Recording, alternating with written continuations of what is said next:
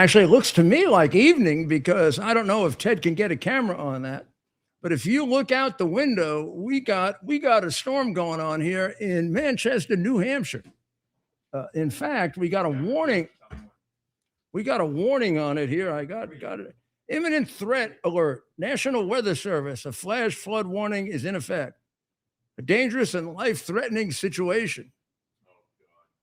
Oh, look at our flag. Oh my goodness. Well, that's not a flag. It's a bunting. We would take it down if it was a flag.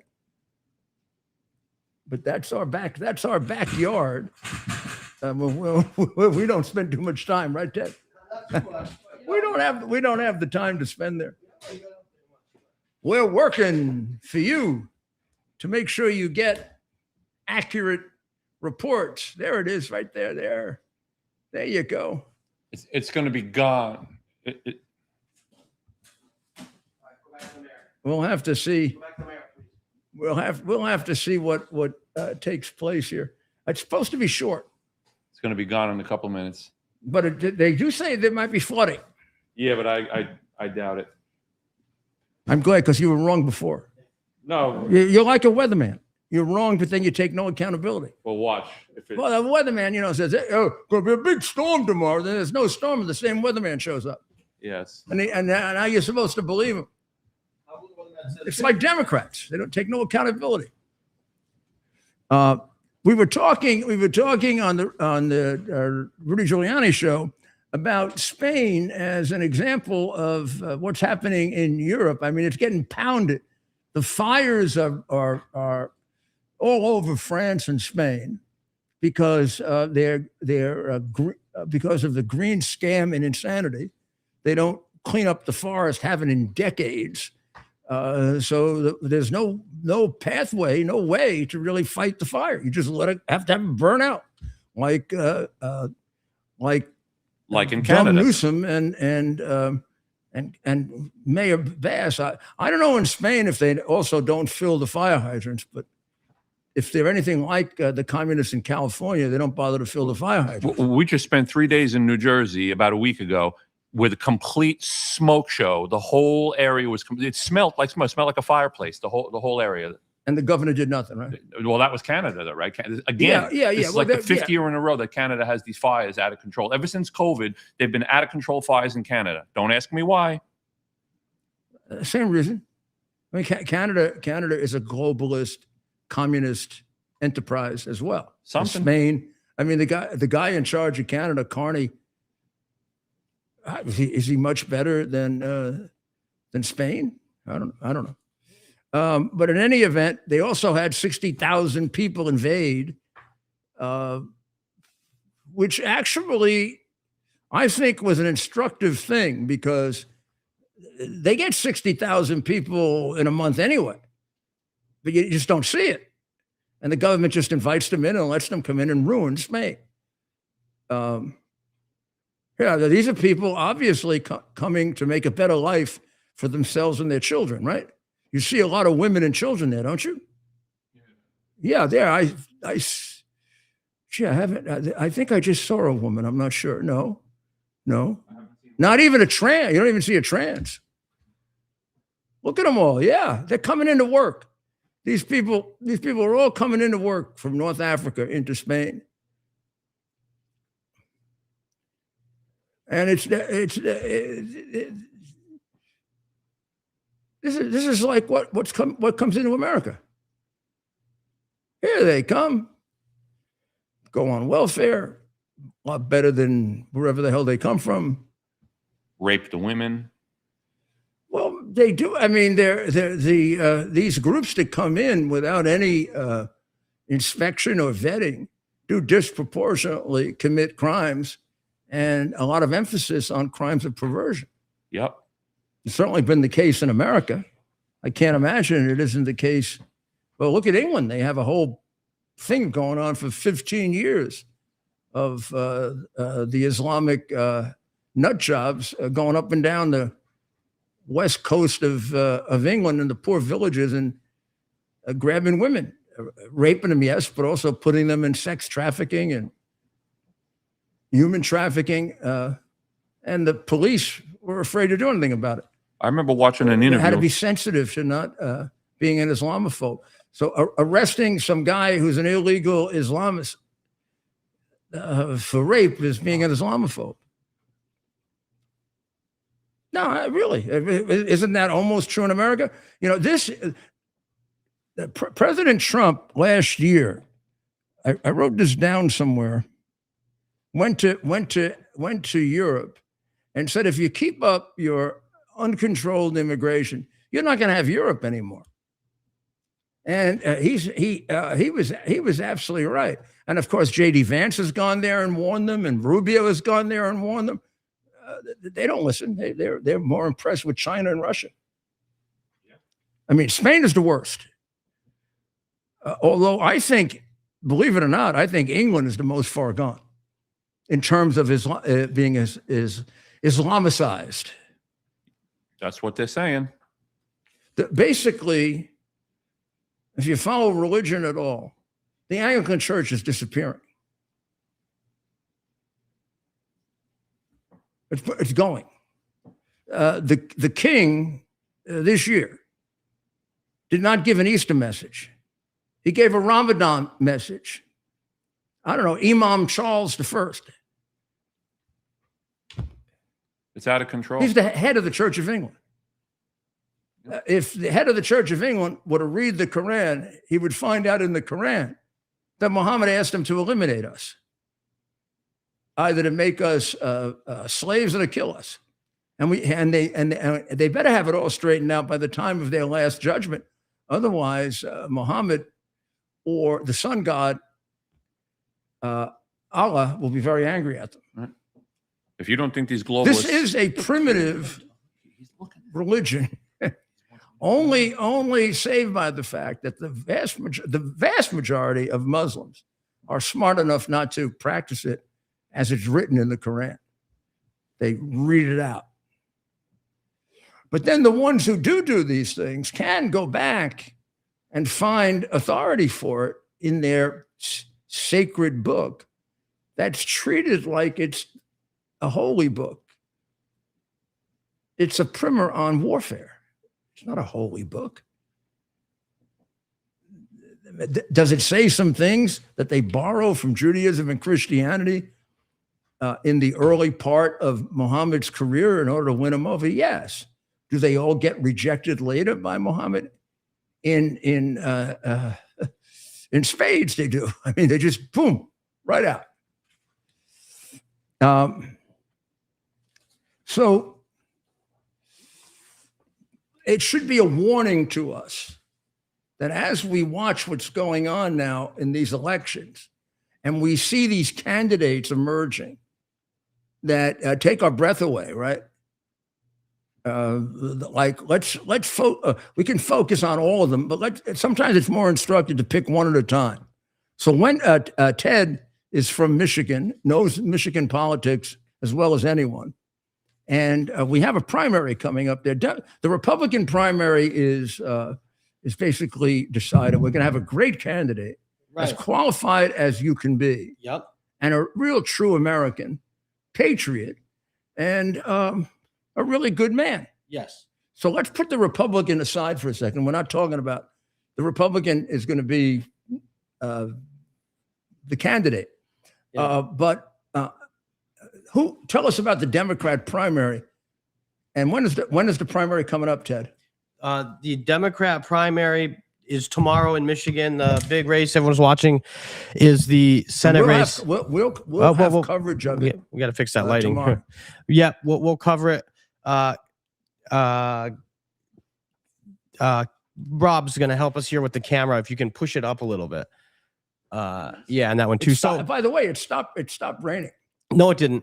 No, it didn't. More or less. It's still raining. Well, so I mean, no, towards me. In comparison to the way it was raining before. Yeah. It's like so regular. Tomorrow's the big the big primary tomorrow between Abdul El Sayed and Haley Stevens. Sayed's coming on strong here at the end and is leading the polls now, sometimes upwards of 15 points up on Haley Stevens in the Democrat primary. Abdul El Sayed considered very much far to the left, And so this will be interesting. But, Michigan voted for Bernie Sanders over Hillary Clinton in 2016. So the Republicans are going to nominate Mike Rogers, right? Yes. Who lost the 2024 Senate race, if he did lose it. Sorry. Oh, I can't say that, right? But in fact, he lost it. Okay. He lost it very close to Senator Gary Peters. Yes. No, he didn't lose to Gary Peters. Gary Peters is deciding not to seek a third term. Now, who defeated Rogers for the Senate seat, Ted? The current Senator Alyssa Slotkin. Pardon me? Alyssa Slotkin. Oh, yeah, she's made a real name for herself. Right. So she's trying to. That's a good point. Alyssa Slotkin is traveling the country now, trying to kind of brand herself as like this, Midwestern moderate. So Alyssa Slotkin, you may not have heard of her, but she is trying to make. No, I have heard of her. Right, because she has been trying to make a name for herself. Now, Senator Gary Peters, he's on his way out. Is on his way. I didn't even know he'd come in. Well, he won in 2020. Was he a senator? He was on the ballot in 2020 with Joe Biden in Michigan. Was he really a senator? Yeah, for 3 terms, at least 2 terms, maybe a 2-term senator. 2014. Did he at least? He took over for Carl Levin.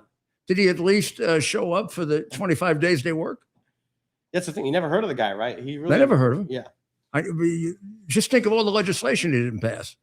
Yeah. So he's chosen not to run. I guess working 3 months out of the year is too much for him. Too much. Right? He needs to retire. So he's got to take a little rest. So we have Mr.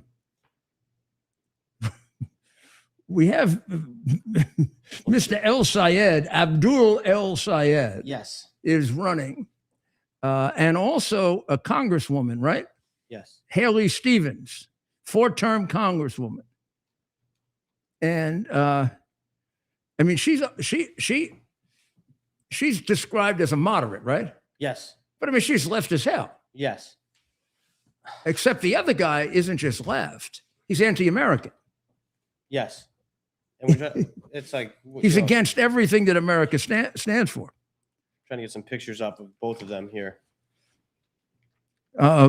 He has campaigned with, for example, Heason Piker, who is a virulent hater of the Jewish people, and he seemed very, very comfortable with him.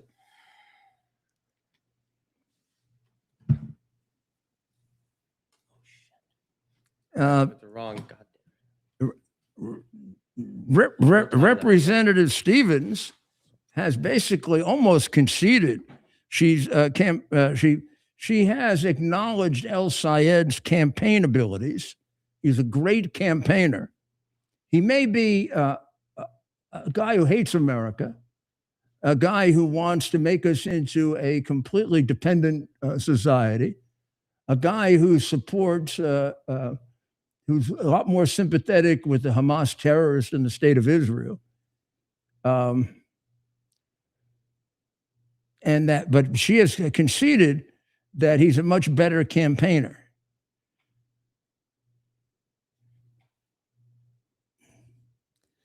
That's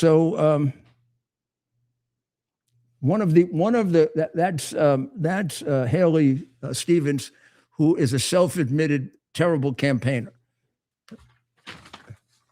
I don't know her, but that's what she says. She says that she's a terrible campaigner. And the polls seem to show that because El Sayed, who has no real resume for government, he was a podcaster, and he's sort of a left-wing communist admirer of Islamic terrorists. Sound familiar? But he's apparently a very good campaigner. Adam Green, who's the co-founder of the Progressive Change Campaign Committee, that's short for Destroy America as We Know It Committee. He says this is a chips on the table moment where there are 2 different theories of the case. One is a theory based on the founding fathers, and the other is a theory based on Karl Marx and Muhammad. And this is ground zero for the future of the Democrat Party. The party that once embraced slavery is now pushing to embrace terroristic Islam and communism. You think maybe it's time for this party to end? Hasn't it done enough damage to America? We had a whole civil war because of this party. I mean, I'm not going to say it looks like we're headed for one again, because I really do think, and we're going to go into that a bit, Ted, and I hope I'm right, because I've come to I think a position of wisdom, which is things are not as predictable as they used to be, because the American people aren't as predictable as they used to be. When we were divided, Republican, Democrat, with both parties having a majority of people who were moderate, loyal Americans, both parties had an extreme wing. And as it got a little bit more extreme, the extremes would win the primary almost all the time. Now that you understand, please understand it. Since I was always described as a moderate Republican, even though, as Hannity used to say, I was probably the most conservative person in government in the 1990s, as a true conservative, cutting the budget, law and order, but in any event, I was always described as a moderate. Moderates usually don't excite people. So when you're in a primary, particularly now when they're scheduled, in the middle of the summer and at times in which the extremes will win, it's the extremes who have the enthusiasm to show up. Now, it used to be that got straightened out in the general election. And the theory was, and this elected a lot of Republicans, the theory was, if one side actually nominated one of those extremes and the other side nominated somebody that could go to the middle, that's the side that would win. You won American elections in the middle, because you come to the general election, then more people are going to show up, not just the crazy political types. Now it seems that both parties are generally extreme. And of course, I would say they're extreme because the Democrats force us Republicans to be extreme because they're trying to take our country away from us. When I see the things that they say, and the only person that stands up to them is the senator from Pennsylvania in the Democratic Party, I have to get extreme to protect my country against being destroyed. When I hear them say they want to do away with the Senate, they want to put 14, 20, 23 people on the Supreme Court. They even talk about doing away with the Supreme Court. I don't know. We're going to have like one central government, do away with states' rights, which were put there to protect our freedoms. The rights not given to the powers not given to the federal government are reserved for the states and the people thereof, says the Constitution. Constitution also basically says you can't do away with the Senate. It's permanent. But they want to destroy our Constitution.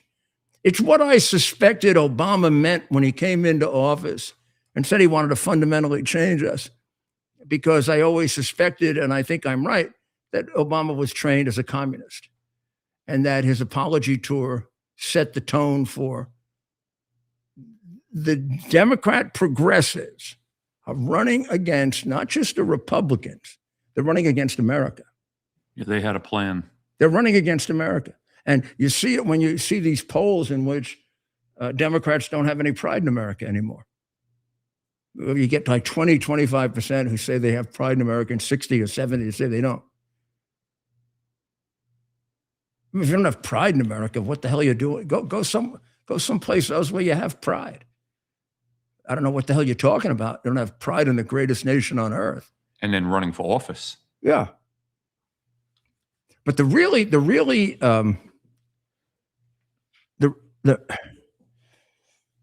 thing that is really pathetic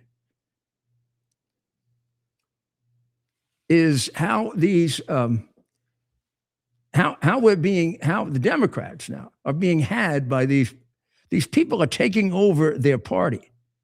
And if the Democrats would stand up to them, the Democrats could beat them. Mondami got elected like 7%, 8%, 9%. There are more Democrats in New York that oppose him than support him if you organized it correctly.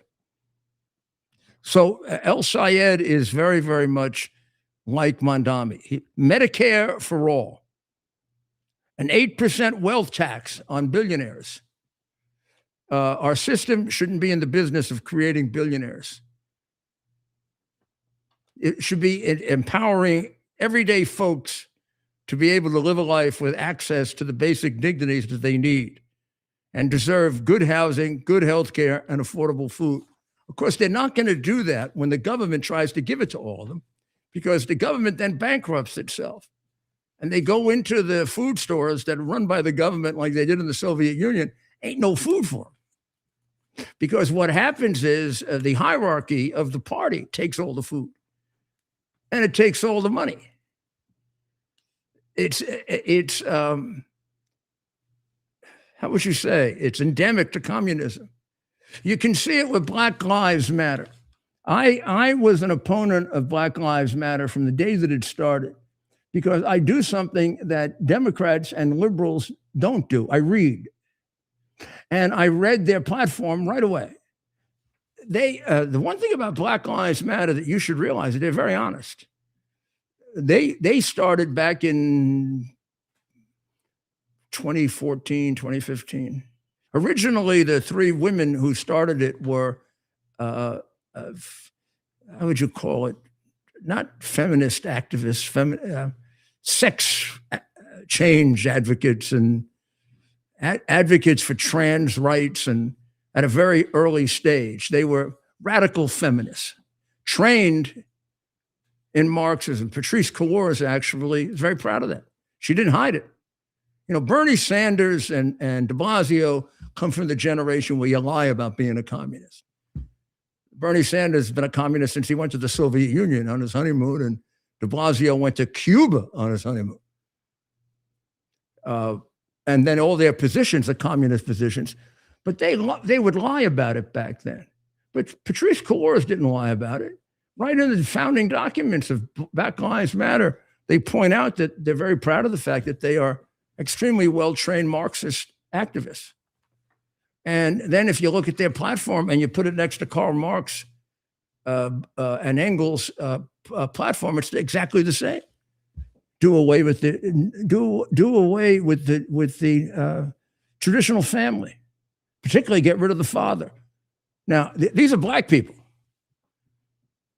And they don't recognize what many really smart and decent Black people recognize, that there's a family breakdown, and you can argue over the cause of it, but the result for the poor in the Black community is terrible. There aren't that many fathers around, but they want to do away with them completely. Also, they wouldn't mind doing away with mothers and have the state take over. Do away with God. You got to get rid of God.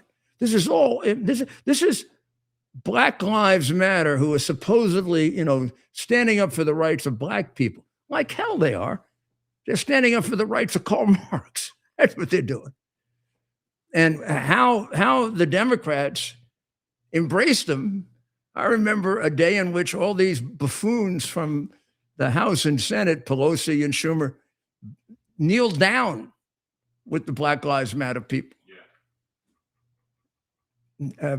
All you have to do is read what they had online, and you'd realize you're kneeling down with atheistic communists who despise the United States of America and are going to use race to rip us apart and destroy us, because they couldn't do it based on economics. Or transgenderism. Oh, eventually, then transgenderism. You're correct.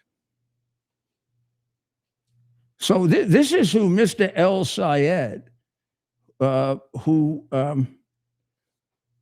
this is who he is. Expand government control of healthcare, government control of the private economy.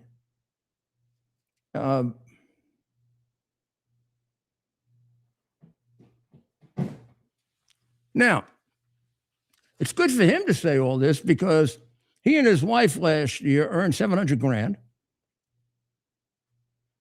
They made $260,000 on capital gains. This capitalist system that he wants to destroy, he's getting wealthy on. And you know, if he goes to the Senate, he'll probably be one of the big insider traders.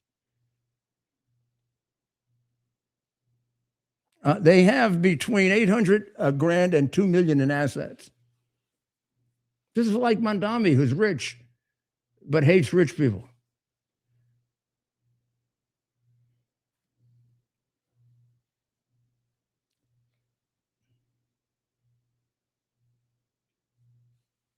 He's a big favorite of Bernie Sanders, and his Medicare for all is socialized medicine. We're back with that again. So Ted, he's winning by over 10 points the Democratic primary.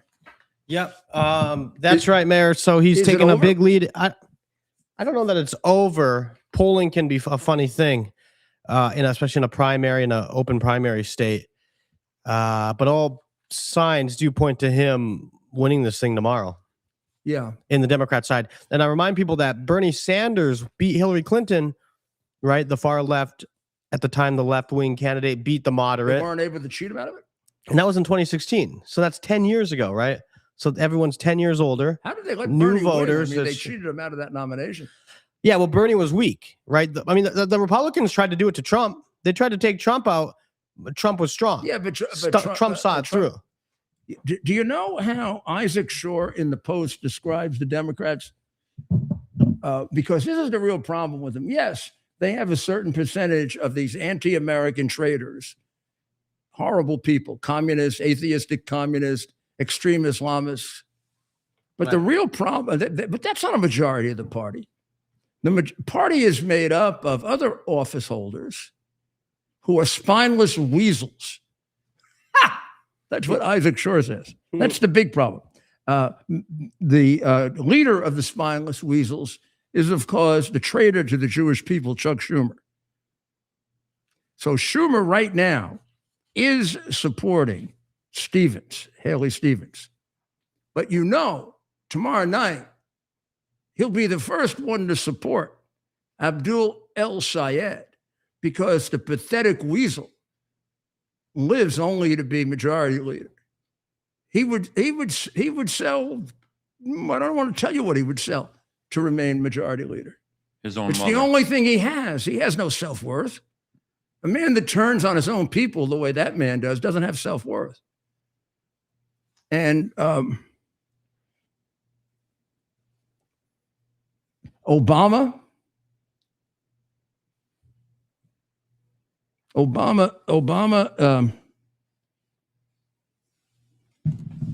don't think Obama's gotten involved in the Michigan one. But speaking of the far left, Obama has described Mondami as extremely talented. Well, speaking of what do you think? Yeah. Well, I think our next Assemblyman Lester Chang is on the line. He is an assemblyman from New York. He's a Republican from New York City. I supported Lester. I'm very proud of that. But Lester is doing something that's very close to my heart. Lester is raising money to build a statue for Christopher Columbus, who's been thrown out of City Hall, thrown out of New York. Well, not really. We still have the statue at Columbus Circle. And, you know, this is much bigger than just a statue. They take down these statues to try to destroy our history and our heritage. And Lester, how did you come to the decision to do this? And how the hell do you get yourself elected? I want to know. Mr. Mayor, thank you very much to be on your program, really. And thank you. 10 years ago, you endorsed me when I was running the open seat of Sheldon Silver, even though I didn't win at that time, but you touched my heart because you are Mr. Mayor of US. And I have to thank you for your 8 years of service as a mayor during the city in its darkest time. You provide light and leadership. That our New Yorkers can never forget that. And I never forget that myself. You provided that leadership when it was very dark. Well, you're doing it now, Lester. This is a very Well, big thing you're doing. Tell us about it. well, it is true that in my district, there is 5 Democrats to 1 Republican registered voters, and somehow I able to win over a number 2 Democrat who is an Italian, believe it or not.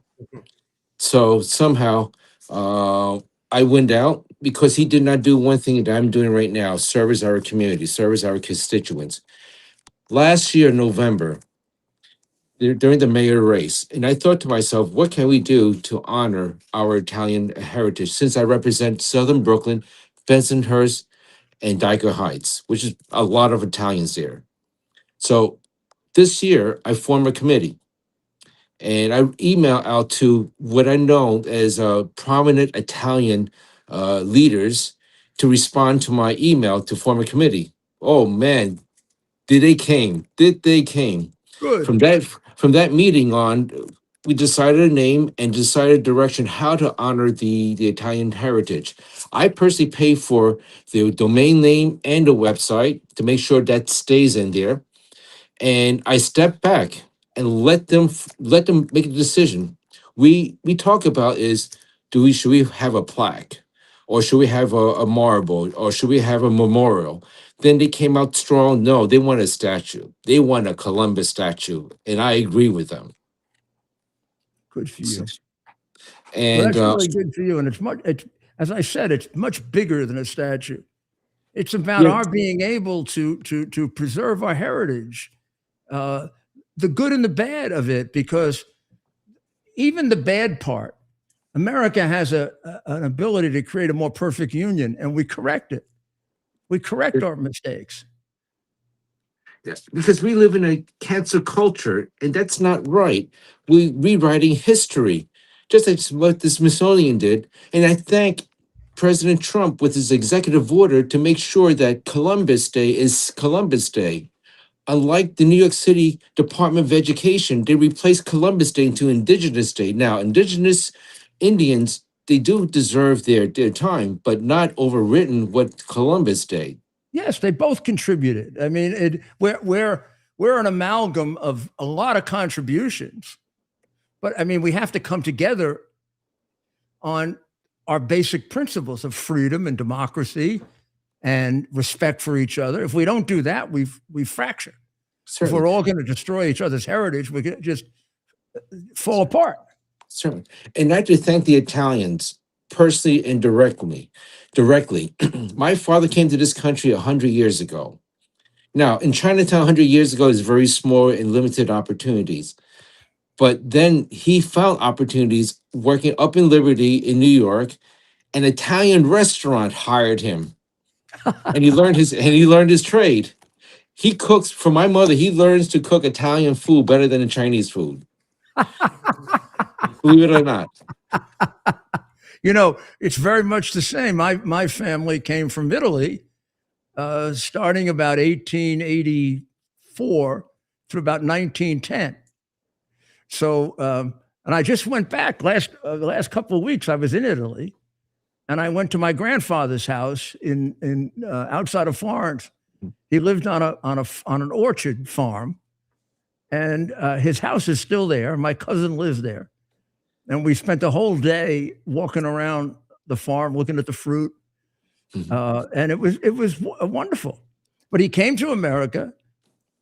My family, like yours, I'm sure, taught me to respect my heritage, but also America comes first.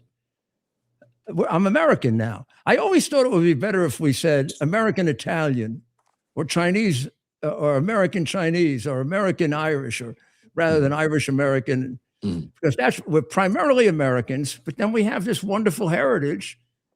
Well, you look at the Chinese culture, it's endless. It goes back to time before they, had recorded history. In many cases, Mr. Mayor, that our Chinese and Italian heritage and background are very similar. We hold the Yes. same family value. We praise education. We believe in religion, okay?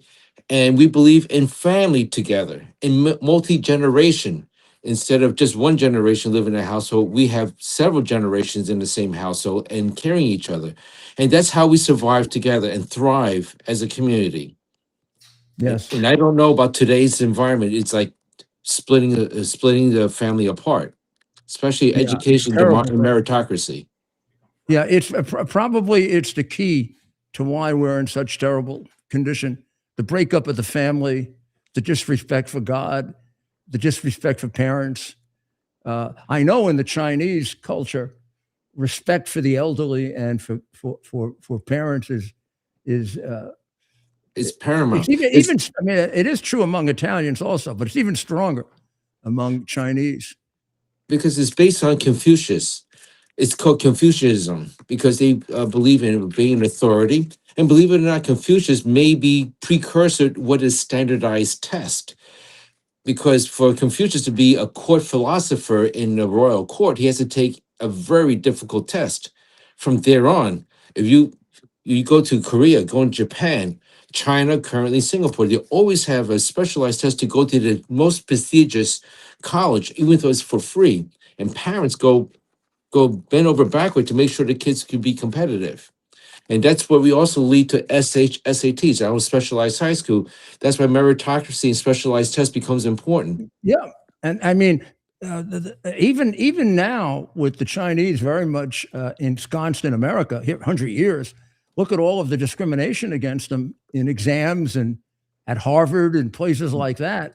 And instead of people being jealous of what the Chinese accomplish on these exams, they should use them as an example. They should they should say, okay, we're going to do what they do.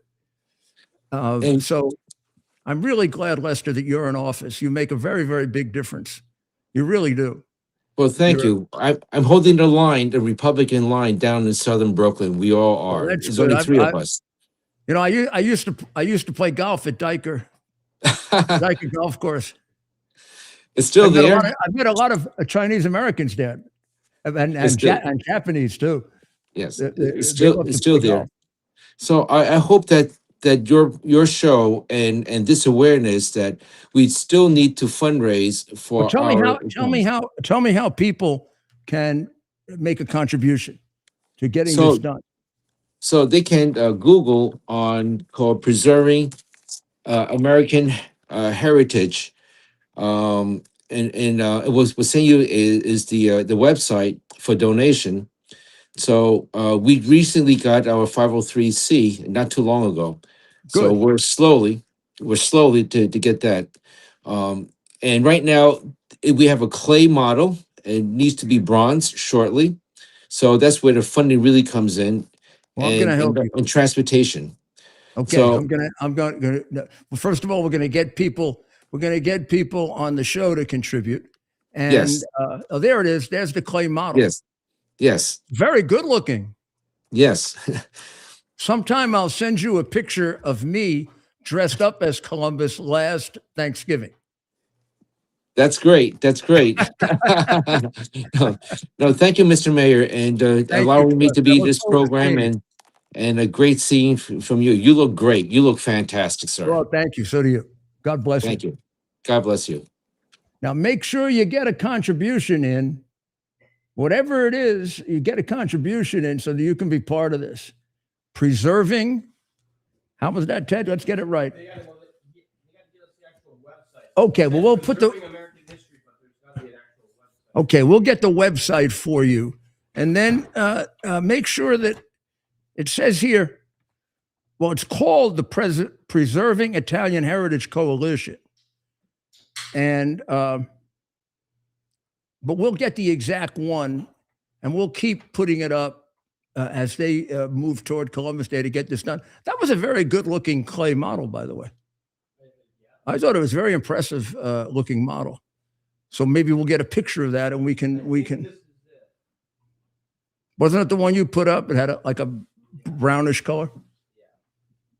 I thought I looked better actually as Columbus. We'll have to go back and get those pictures. Maybe they could have used me as a model. I don't know.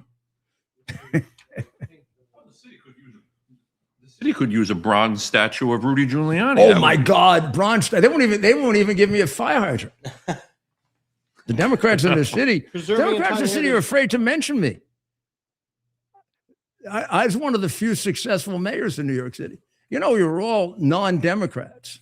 I'm not going to say all Republican, but we were all non-Democrats. Those of us who were successful, Bloomberg, right? Me, LaGuardia. I mean, those are the three you think of. People think of Koch, but he's not. Well, Koch wasn't really a Democrat by the end. He endorsed Ronald Reagan. There you go. Those are the four mayors you think. When I think of New York and I think of mayors, Koch was a reformed Democrat. He was just. He was there for how many terms? And eventually he did 3 or 4. Like Fetterman. He won 4 times. Yeah, he was by 3 years into office. He never changed parties, but he stopped. He was endorsing mostly. He endorsed me. He endorsed Reagan. He endorsed George Pataki. He endorsed you. Wow. Well, maybe we'll take a quick break, pay the bills. Yes, good idea. We'll be right back. Tunnels to Towers Foundation honors America's greatest heroes. Heroes like the dedicated public servant, Josh Bischoff. Josh began his firefighting career as a volunteer and quickly rose through the ranks to become CAL FIRE's Assistant Chief of Tactical Air Operations.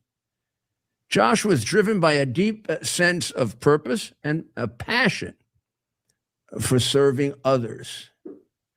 His leadership earned him great respect across the entire state of California and beyond that, until tragedy struck. And 2 helicopters collided while fighting a California wildfire. Josh was killed in the crash. He left behind his wonderful wife, Cheryl, and their 2 children, Derek and Juliana.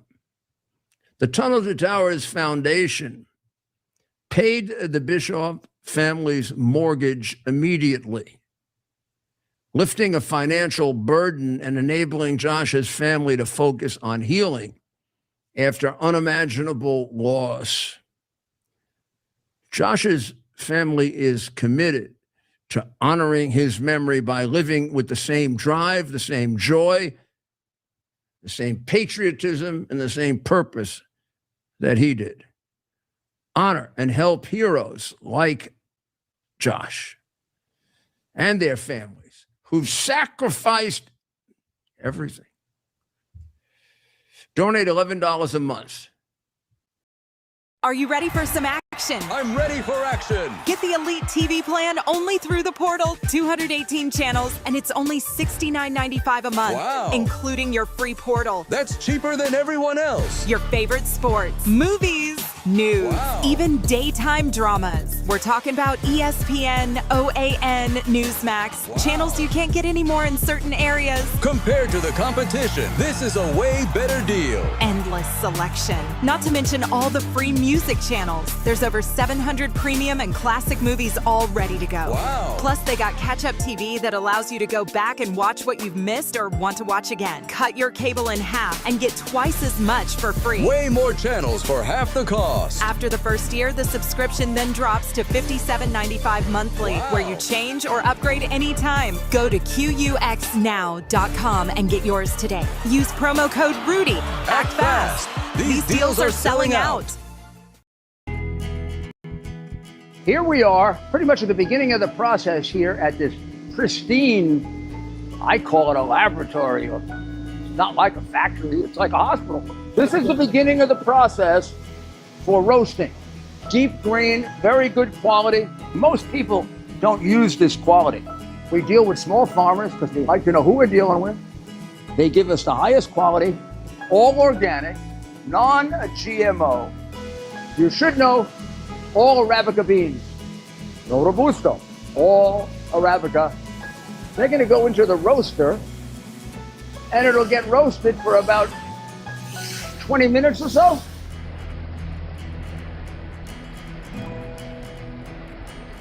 Oh my goodness, look at these. My goodness.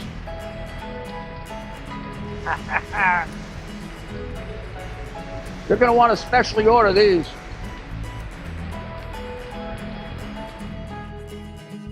This is what goes into Rudy's coffee.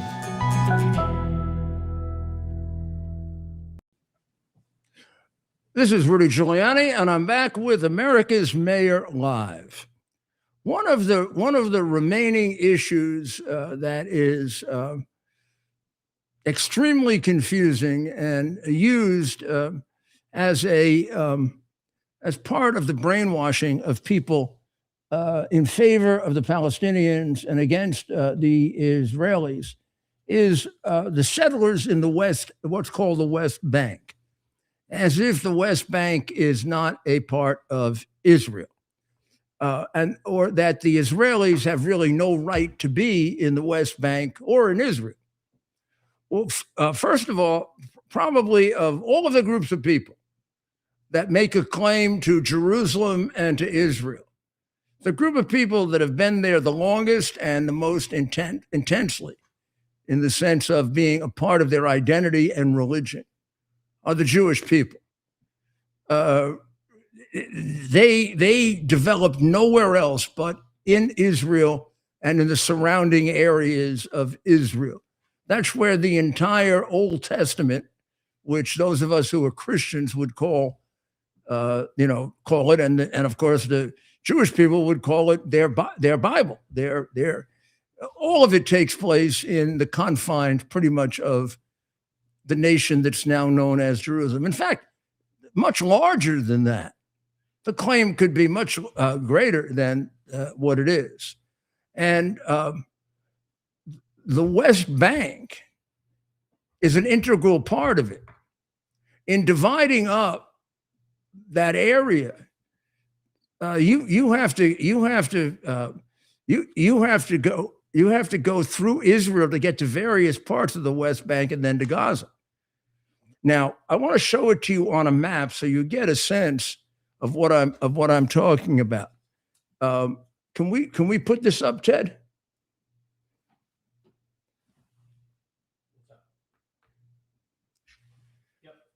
Okay, so that's Israel.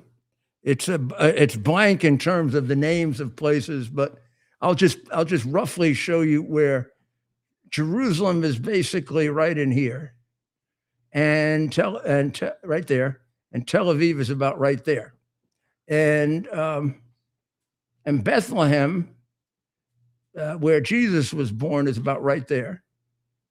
So this is the West Bank. As you can see, it's encapsulated within Israel. It's like completely within. It's called the West Bank because it used to be called Judea and Samaria. In fact, it used to be called Galilee, which was sort of up there. Galilee, Samaria, and Judea. Pretty much like that. Okay? Because they wanted to take away its Jewish identity, when they formed the state of Israel, Israel made a claim to all of it.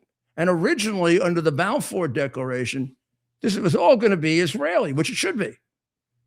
But the English double-crossed them. They had to go to war against the English. They finally got their independence. But when they did the settlement, they gave that area to Jordan, there's the Jordan River. See right there? That's the Jordan River. So it's called the West Bank because Jordan, the state of Jordan, which never existed before and was established by the United Nations, just the way Israel was. And look how much bigger it is than Israel. So Jordan is basically the East Bank right here. And they call this the West Bank, meaning the West Bank of Jordan, and gave all of this to Jordan, including most of Jerusalem.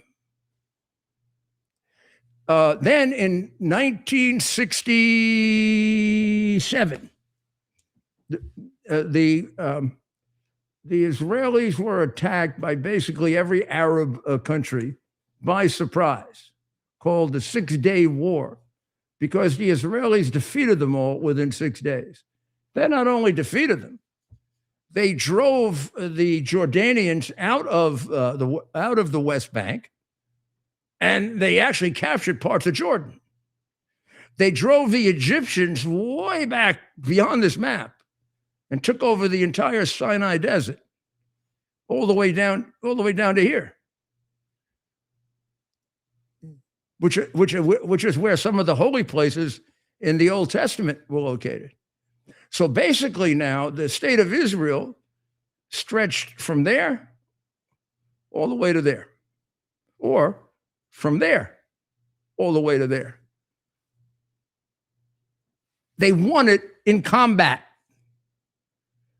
I remember, I don't know how old I was then. It was after they brought cars in, and we were no longer riding on horses and using the telegraph to send messages. But Smoke signals. But I remember saying when the argument began, oh, they're going to have to give some of that back. I said, Jesus, my country, I wouldn't give it back. They attacked me by surprise. I defeated 7 countries in 7 days, or 6 countries in 7 days. I'm entitled to it. I want it. And it belongs to me anyway. It goes back 2,000 years. If you read the Bible, you know about Galilee, Samaria, and Judea, right? In fact, the Jewish people had kings there. Even when the Romans took over that area, they installed Jewish kings to be their puppets, but still recognizing that this is essentially a Jewish area. Its exact dimensions arguable, but the part that we're talking about was never arguable. That part was the clearest part of the Jewish territory. That's where Herod was the king. Remember Herod? Herod was a Jew. He was a turncoat Jew, but he was a Jew. So also, if we think about religion, Jerusalem and Israel and is not critical to the Muslim religion. Their founding was in Mecca and Medina on the Saudi Arabian Peninsula.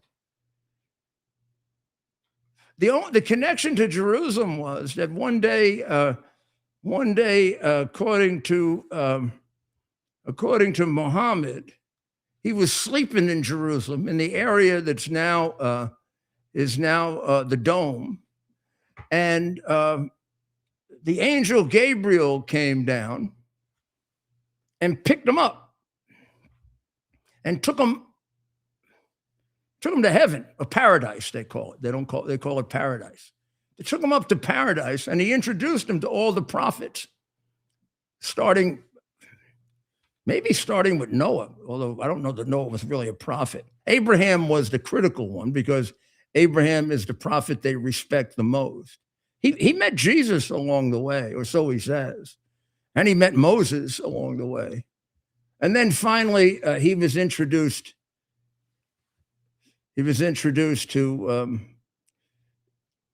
to Allah, and he was installed as the greatest prophet, greater than Abraham, greater than Moses, greater than Jesus, and then over a course of some period of time, Gabriel dictated the Quran to him, which somehow he recorded, even though he was illiterate.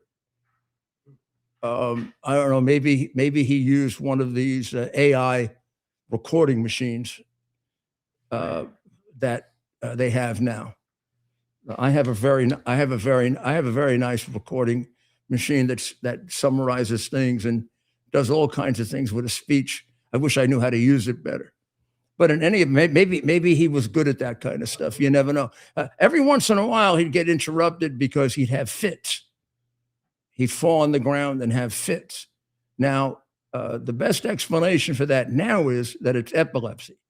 At the time, those who doubted the credibility of his story that Gabriel flew him to heaven or paradise thought he was possessed by the devil. Muhammad is the one with the epilepsy, right? Muhammad, first of all, there's a slight doubt as to whether he existed. There's a book out right now questioning his existence because the historic record of Muhammad does not exist, even to the extent that there are historic records in the writings of Josephus and of Jesus. There are none on Muhammad. There's no record of some guy named Muhammad, except in the Quran and the Hadith and the biography that was written anywhere from 100 to 300 years later.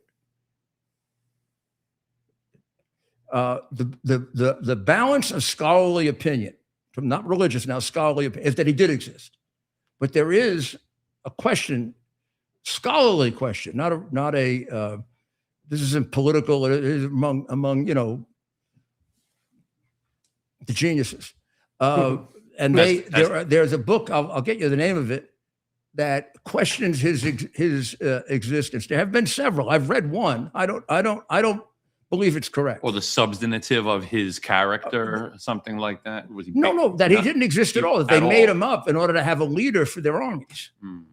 Remember, if we put aside, if we take up the history of the Muslim religion from the day that theoretically Muhammad died, it was 400 years, 500 years of warfare. So one of their big conquests, which obviously is relevant now, was Persia, right across the Persian Gulf or the Arabian Gulf. Persia had a religion. It was called there was Zoroastrians. It was a very complex religion. It had it was semi-monotheistic. It was somewhat based on astronomy, somewhat based on whatever science they had in those days. And even as to today, the Persians were very, very well-educated and very intelligent people and very creative and had a civilization that went back much further than the Arabs. It was a decent religion then. Well, Persia, one of the big problems between Iran and Saudi Arabia is the rivalry and literally hatred between the Persians and the Arabs. And the Persians always consider themselves a civilization, and they consider the Arabs barbarians. Yeah. Basically nomadic camel jockeys. Right. And they consider themselves a great, great civilization with a literature and a religion. And they didn't have a religion before Muhammad. They did have Allah, however. Yeah, how does Allah fit into the whole thing? Allah goes back 1,000 years before Muhammad.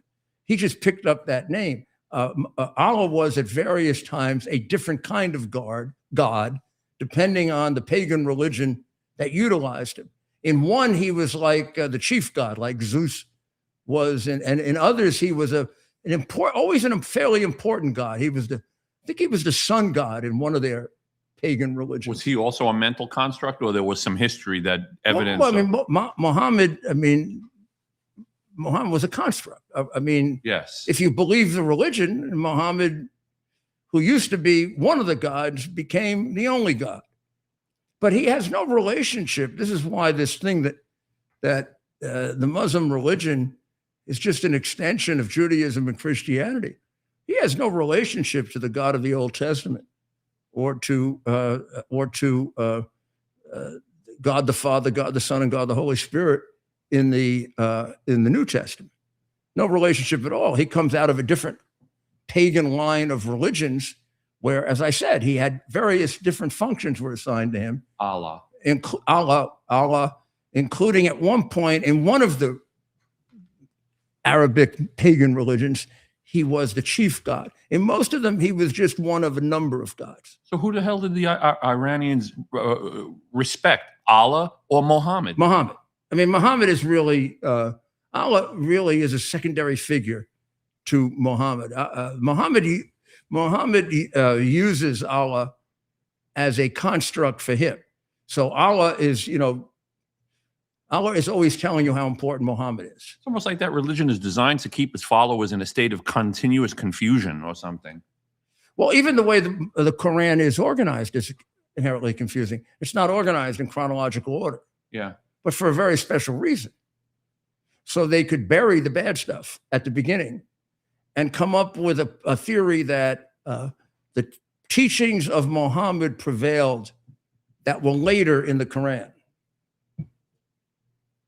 So what the reality is, if they had done it chronologically, the later Muhammad was the Muhammad who did all the killing, who did all the torturing, who did all of the pedophilia. The earlier Muhammad was a much more agreeable guy because he actually probably, if you take it at its word, he actually in the early days believed he was going to convert everybody. He believed that he was going to convert his own tribe of Arabs. He believed he was going to convert the Jews, which is why, and the Christians, which is why he talks in what would be the early part of the Quran, if it were written or laid out in correct chronological order. He talks about the Jews and the Christians being people of the book because he respected the Bible. Until he was ousted. To a certain extent. Now, he really, from the very beginning, desecrated our religion because he considered the New Testament to be a basic fraud. Jesus was not the Son of God. So the whole premise of the New Testament is a fraud. Jesus was just another prophet, not even the most important one. He has a very complex theory that Jesus wasn't actually crucified, but somebody else got crucified for Jesus. But that Jesus did appear, but having not been killed, it wouldn't have mattered. It wasn't that he conquered death. But he then agrees that Jesus went up into heaven and is one of the honored prophets. And that all of the things in the New Testament are lies that were made up, not by Jesus, who was a good man, but by his followers, who were charlatans. And also were more like pagan religions because of the Holy Trinity. The Holy Trinity was like what Allah was before he made Allah God. The Holy Trinity were three gods: the Father, one God; Jesus, another God; and the Holy Spirit, another God. But Jesus didn't do this. The apostles did it. Jesus was a good guy. The rest of the Christians were bad guys. That's his theory. Now, nobody bothers to read this. So, I mean, the Catholics have done this. They give a church to the Muslims, and the Muslims have a religion that debases our religion. So they then go practice a religion that makes our religion a fraud in what was a church of ours. And the Catholics in particular have always been very sort of protective of the Muslims who despised them. Let's be clear, because I'm not talking about the vast majority of Muslims, but I'm talking about a significant and maybe more powerful group than the vast majority of Muslims because they act out. I'm talking about the Muslims who organize themselves under terrorism, whether they be Sunni or Shia. And that's another distinction that we'll just go off on, and it would get very confusing, but we'll take that up at another time. Sounds like somebody's taking their marching orders. Now, let's see if we can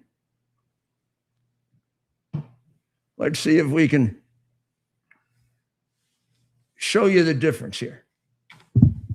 So remember I told you about how it's laid out? So this is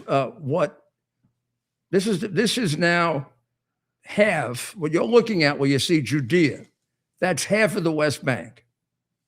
That's the West Bank that includes Jerusalem.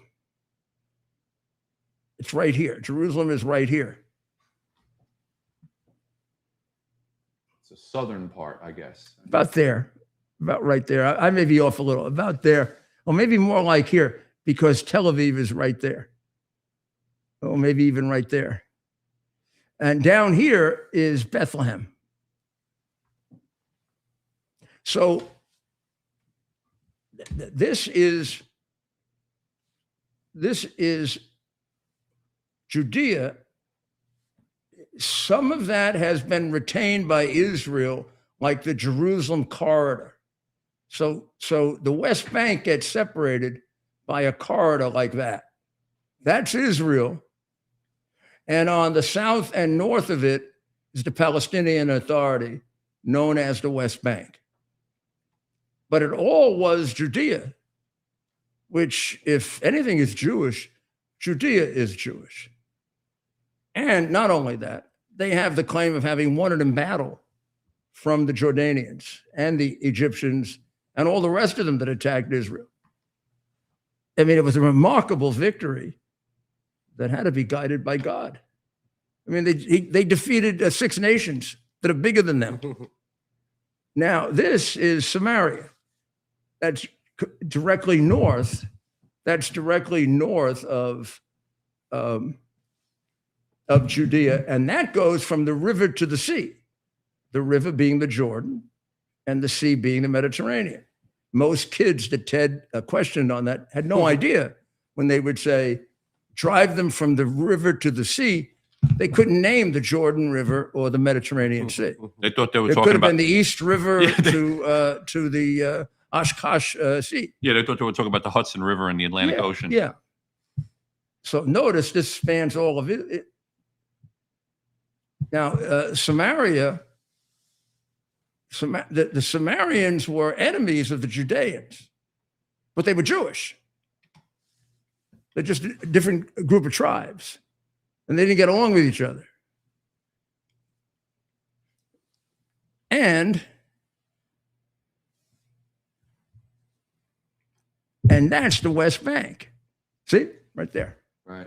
That's the West Bank. So when we're talking about the West Bank and we're talking about all these Jews doing all these terrible things and taking the territory away from the very nice Palestinians, the reality is that this has been, the Palestinians are a new creation of Arafat. The Jews, we're talking about indigenous people. The Jews are the indigenous people. We should name all the baseball teams in Israel after the Jews, like, take away the Arab names like they did for the Cleveland Indians, right? Right. Because the indigenous people are insulted. Every place else, we want to give it back to the indigenous people. Maybe that's still Here coming. we want to take it from the indigenous people. I mean, it's so phony, it makes you sick. And how much of it is affected by the horrible Western sin of anti-Semitism, equal to the Western sin of racism, if not longer standing. Well, so that's why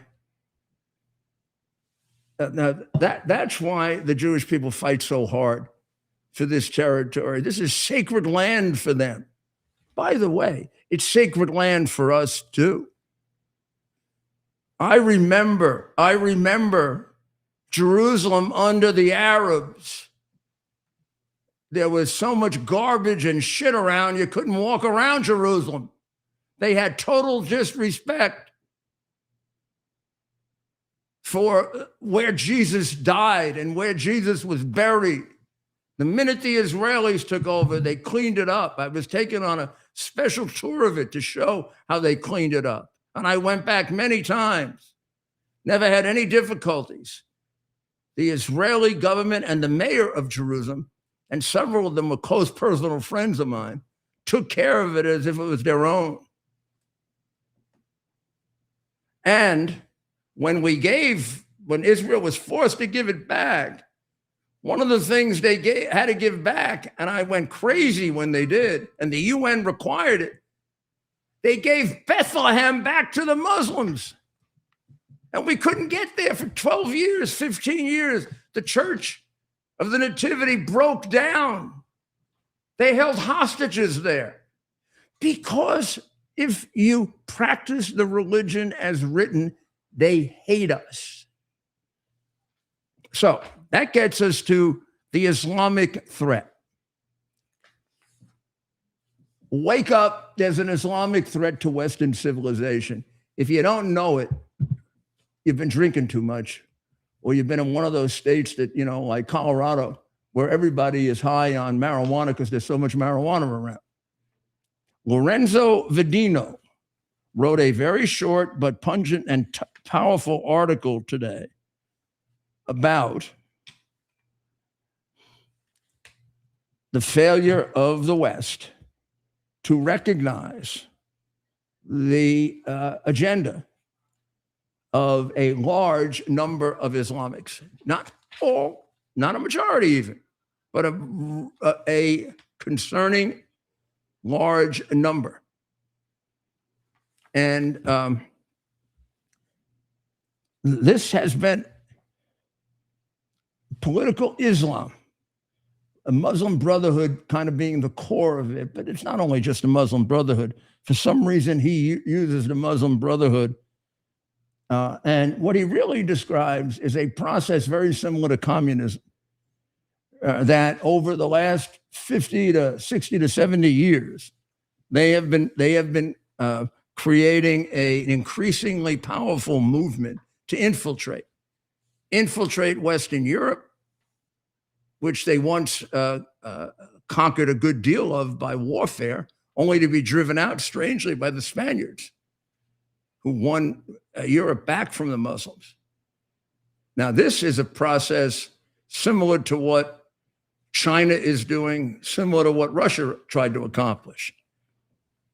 And when we think of extremist Muslims, we think of terrorism, but there's a political aspect to it also.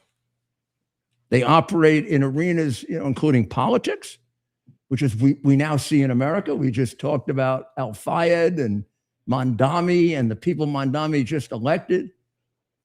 Somehow they end up being more sympathetic with Hamas that kills Americans than they do with Israel, who protects Americans.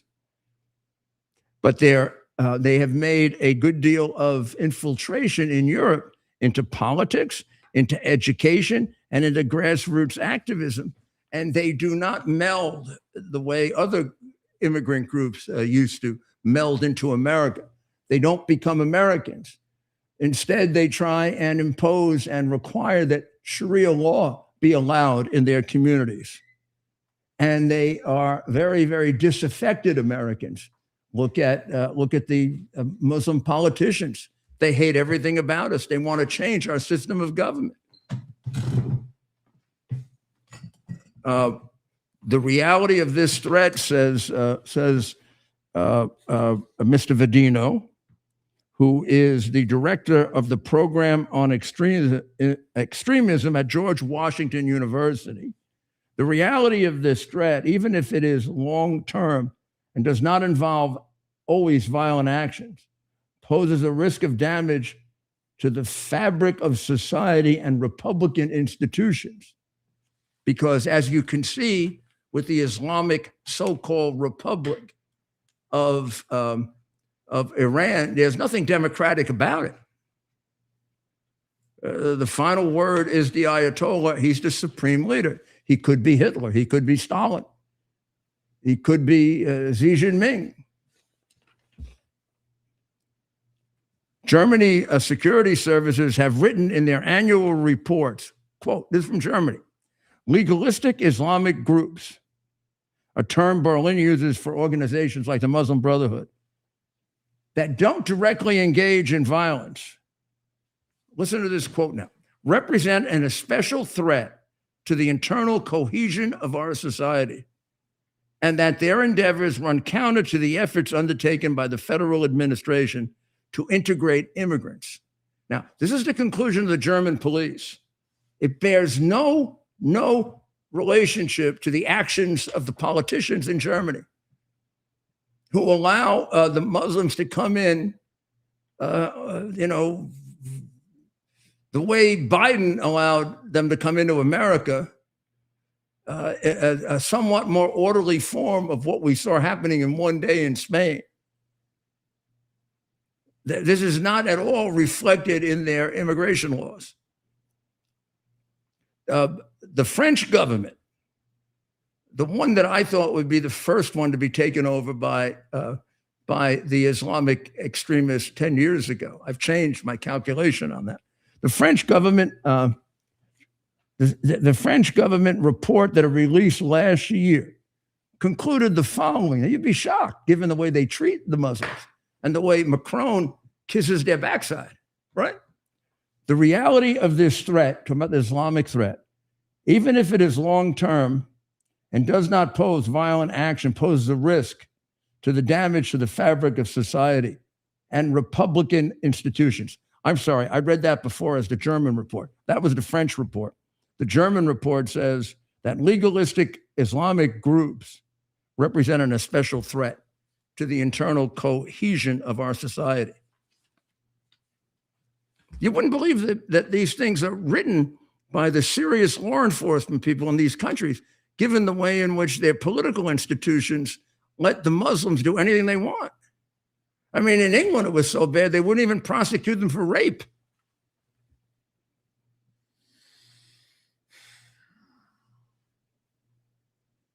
In 2014, Britain's Prime Minister, David Cameron, ordered a government review of the Muslim Brotherhood, a year-long effort that included Britain's security services as well as agencies focused on education, integration, and communications. Basically, if you look at that report, they predicted all the things that happened in the next decade. So now you have England, I think, ahead of France on its way to becoming a Muslim country. I know they only make up 10, 12%, but they make up an extremely well-coordinated, motivated 12%. Yeah.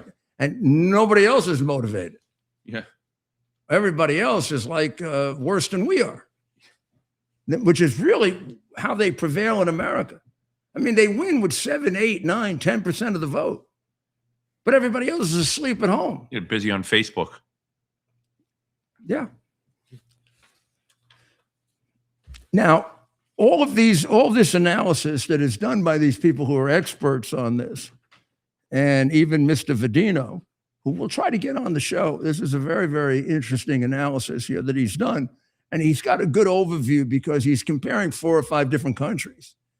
And I'd like to get his view if it coincides with mine, because I've been concerned about this.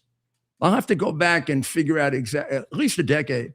I remember being in Paris and having a conversation with a very serious Frenchman who started telling me how particularly when you got outside of Paris, they were trying to impose Sharia law in the various small towns.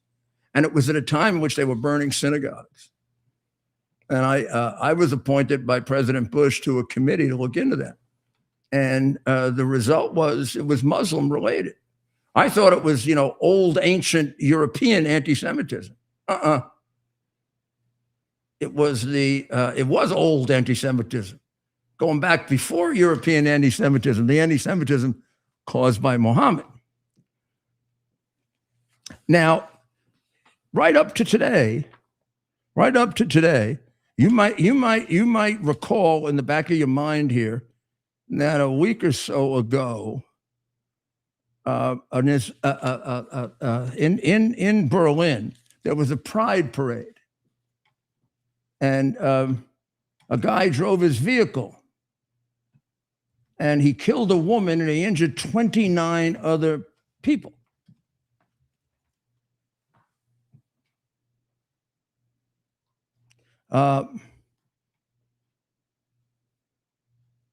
Now, this was done by an Islamicist, but nobody will tell you that. This was an Islamic attack on homosexuals, on gay rights. One of the things found after the attack was an Antifa flag lying soaked in blood. Exactly what side they were on, we don't know. We think they were on the side of the Pride people, and in a very ironic twist, were killed by the Islamics who they demonstrate for. But I mean, it is completely mind-blowing to think that you'll have Pride people and trans people demonstrating in favor of the Palestinians who'd kill them in a minute. And they do everything that they can to cover up the fact that this guy is like they do in America. Now you do that, and you basically are creating a society that you're putting to sleep with regard to the threats against them. That's a horrible thing to do. It's evil. Now we see it increasingly here. I still don't think we've gotten up to where they are, but we talked about El Sayed, but this looks to me like a carbon copy of Mondani. So Mondani, just in the last week alone, the mayor of New York, based on a practice I think begun by Ed Koch, which I continued and Bloomberg did and de Blasio did and Adams did, set up a panel for the screening of candidates for the judgeship so that we didn't get unqualified judges. It really didn't do much good when you had a Democratic mayor because they put a bunch of crooks on the bench. In fact, I investigated several of Koch's top political people for getting payoffs for the judges that were put on the bench. Of course, I didn't do that, and Bloomberg didn't do that. Can't say what de Blasio did. I don't think Adams did that either. But in any event, there's a judicial screening panel. He appointed a lawyer who's represented a large number of domestic terrorists to the panel, and a former male prostitute to the panel. Okay, he wants a cross section. He rejected retired appellate judge John Leventhal, who I should tell you was my lawyer in my disbarment proceeding with the Bar Association, and several other Jewish candidates. Because in the case of Leventhal, he had served on the legal team for Jeffrey Epstein, for Ghislaine Maxwell. Well, he appoints a guy who represented terrorists because he's an Islamic sympathizer, extremist Islamic sympathizer. But he doesn't appoint a very respected judge who was on a legal team handling an appeal for Maxwell. Well, what does that tell you? It tells you he's a prejudiced Islamic extremist. That's what it tells you. And he hates Jews. That's what it tells you. He didn't disqualify prison reformed activist Sophia Elijah, despite the fact that she's represented and rubbed elbows with Weather Underground terrorist Marilyn Buck and infamous cop killer Mumia Abu Jamal.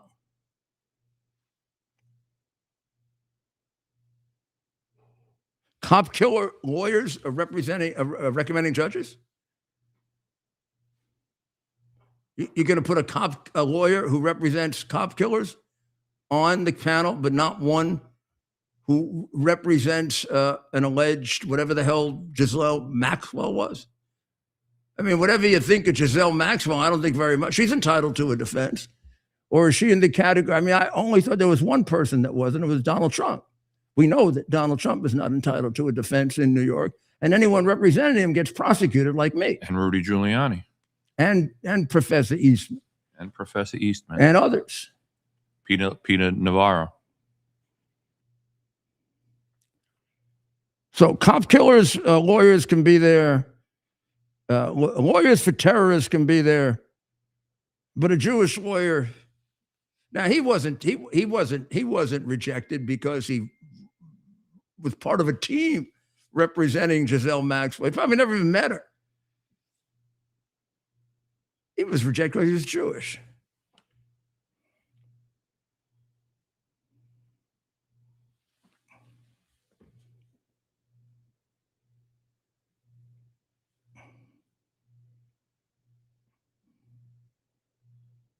He also appointed Jared Trujillo, an admitted former sex worker, who is now a professor of law at CUNY. That's a city law school. But it's okay for the former sex worker to be there. Just no Jews. Jews need not apply to Mondami's committee. Well, then he got all upset when he went to the funeral of the hero, Sergeant Angel Sarah Ramprasad, who died in defending our country in the Middle East. Her funeral was at the Calvary Assembly of God in Ozone Park. Wonderful community, by the way, Ozone Park. Her mother, Carol Acevedo, gave a beautiful eulogy for her, but she didn't want Mondami to speak. Apparently, Mondami didn't get that message because all during the funeral he was looking at his notes. I don't think there ever was a funeral for a police officer or a firefighter that I didn't speak at. Now, we could put 9/11 aside as a very unusual circumstance, but you'd be surprised to know that before 9/11, I attended about 50 funerals for police officers and firefighters. I don't remember one where I didn't speak. Maybe there was one where nobody spoke. I don't recall that. But I never remember being rejected to speak.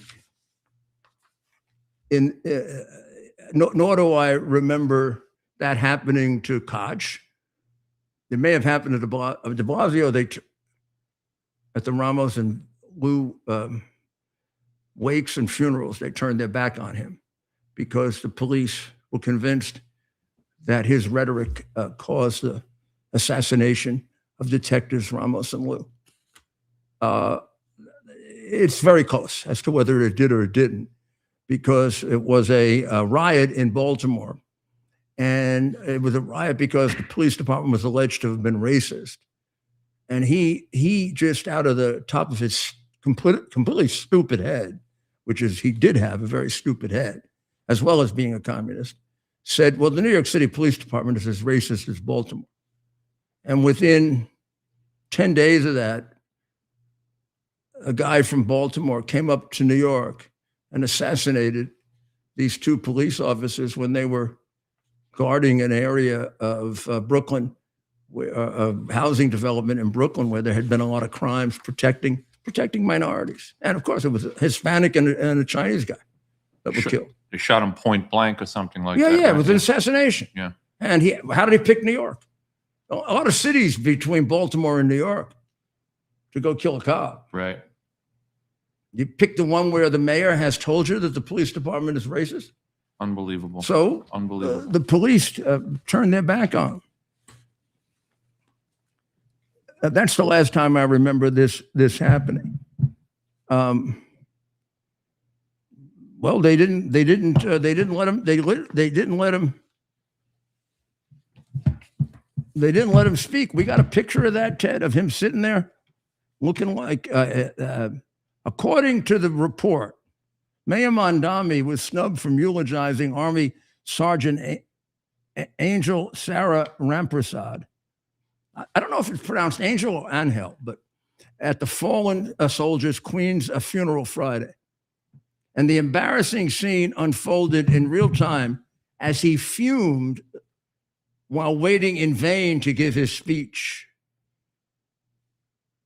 He appeared to be reviewing his planned remarks on an iPad while Governor Hochul and Queensborough President Donovan Richards spoke.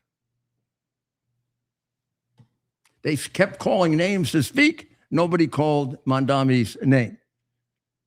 But when he realized his name wasn't being called, he looked at his staff angrily and then eventually put his tablet away. And then they put his remarks out on some website, uninvited.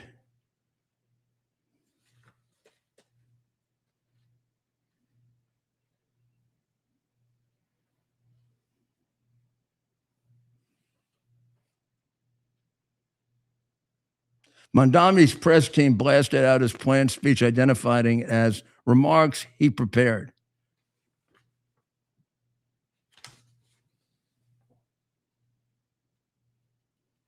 Yeah, it's really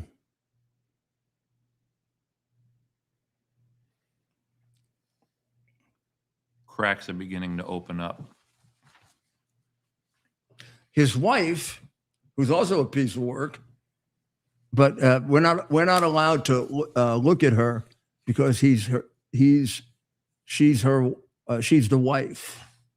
Okay, yeah, you don't look at her unless she goes around making statements that indicate that she hates a whole group of New Yorkers, that she's significantly prejudiced, that she has very, very curious sympathies for terrorists and murderers, that she has no concern about the people who were slaughtered on October 7, and also surrounds herself with friends, colleagues, and coworkers who have similar feelings. One of which is Susan Abdul-Hawa, for whom she did all of the illustrative work in her book. Now, Susan Abdul-Hawa has written that Europe's Holocaust has lost its meaning to the point that the whole world is sick of hearing about it. These are Rama Duwaji's friends. She's made some similar remarks. These clowns, referring to the Jewish, invoke the genocide with every perceived slight, even as they are committing or supporting a contemporary genocide. What's their genocide? They're not, they didn't go seek out Hamas to do battle against. Hamas crossed over into Israel and killed 1,200 men, women, and children, and raped them and tortured them and took hostages, including American hostages. And they want to make sure it doesn't happen again. That's not genocide. That's called defensive warfare. There is an extreme overrepresentation of Jews in every branch of government. There is. Media and culture. Too many Jews.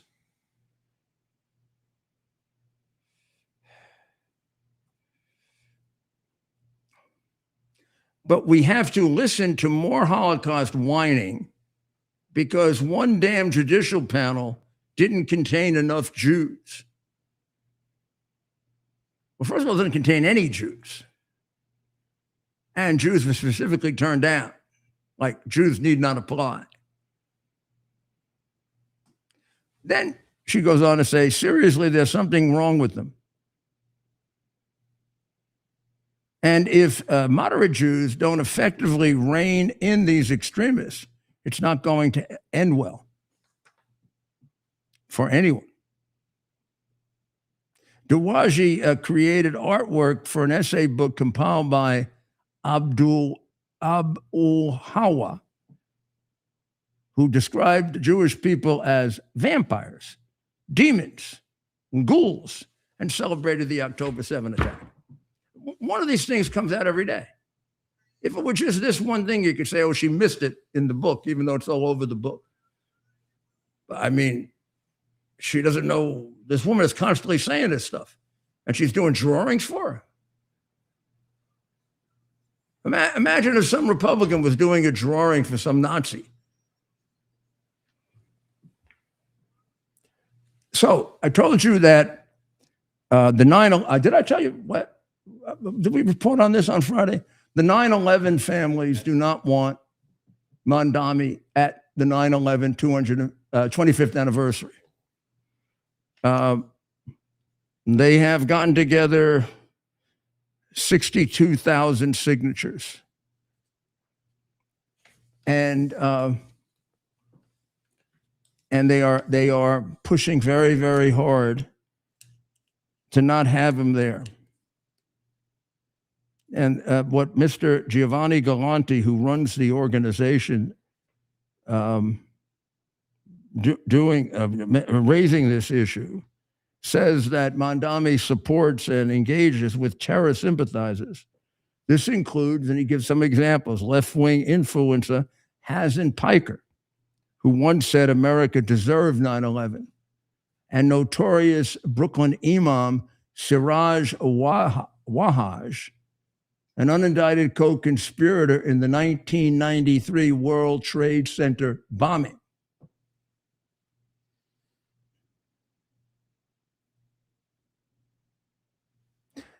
And Mr. Galante said, we're not against Muslims, we're not against Jews, we're not against anyone,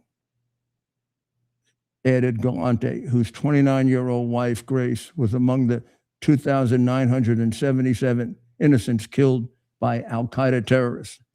We're against people who are against America, who want us to suffer or be murdered. The people against the petition don't have a clear understanding. So now a petition has been gathered, or they're trying to put a petition together. It's called September 11th Families for Peaceful Tomorrow. And they put out a statement saying that Mandami should be allowed to come, and that he's being targeted because he's the first Muslim mayor.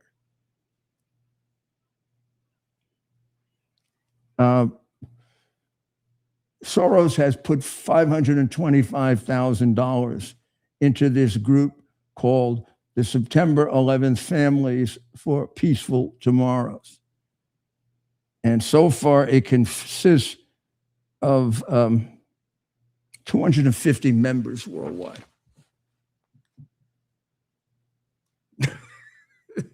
They can't even come up with more than 250 members. The signature, as of 3 days ago, was 62,000 signatures. Wow, that's a lot. I mean, Soros is not getting any value for his money. They got only 250 members worldwide.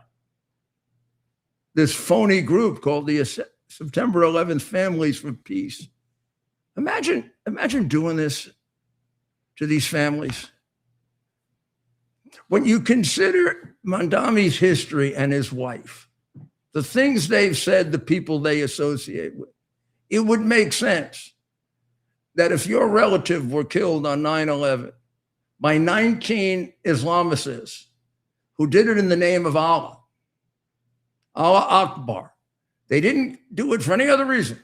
than that. Now, you got to be a blind fool not to know that. It would stand to reason that you were unnecessarily hurting them by going to their ceremony.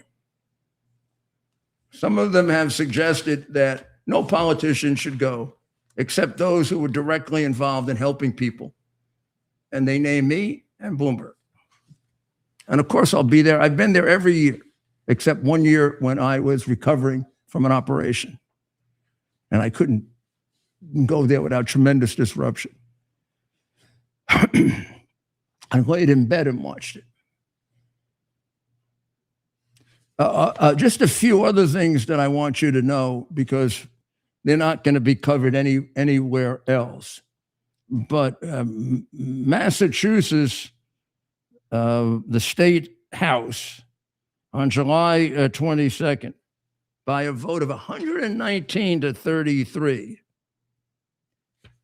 passed a law that allows abortion to be carried out on babies at any gestational age for any reason if approved by one single doctor.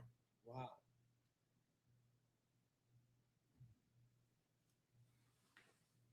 It also would loosen the criteria, which now says that after 24 weeks, it has to be to protect the life, physical, or mental health of the mother.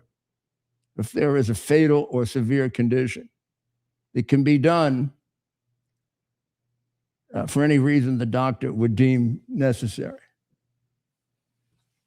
So I want you to consider this. This allows a single doctor to subjectively decide that any unborn infant can be killed in or outside of the hospital. They don't have to be in the hospital. They could be at the Planned Parenthood clinic. So they're basically going to kill babies. What is an 8-month-old in the womb? It's a human being. It's a double homicide if you kill the mother. They got to crush the baby. Sounds like something Democrats support. They've got to crush the head of the baby. That's what the Democrats in Massachusetts want to do. And I gather some Republicans, maybe not. Maybe there were 119 to 33 Republican Democrat. Any Republican who voted for it should quit the Republican Party. Yeah. maybe they should quit in general.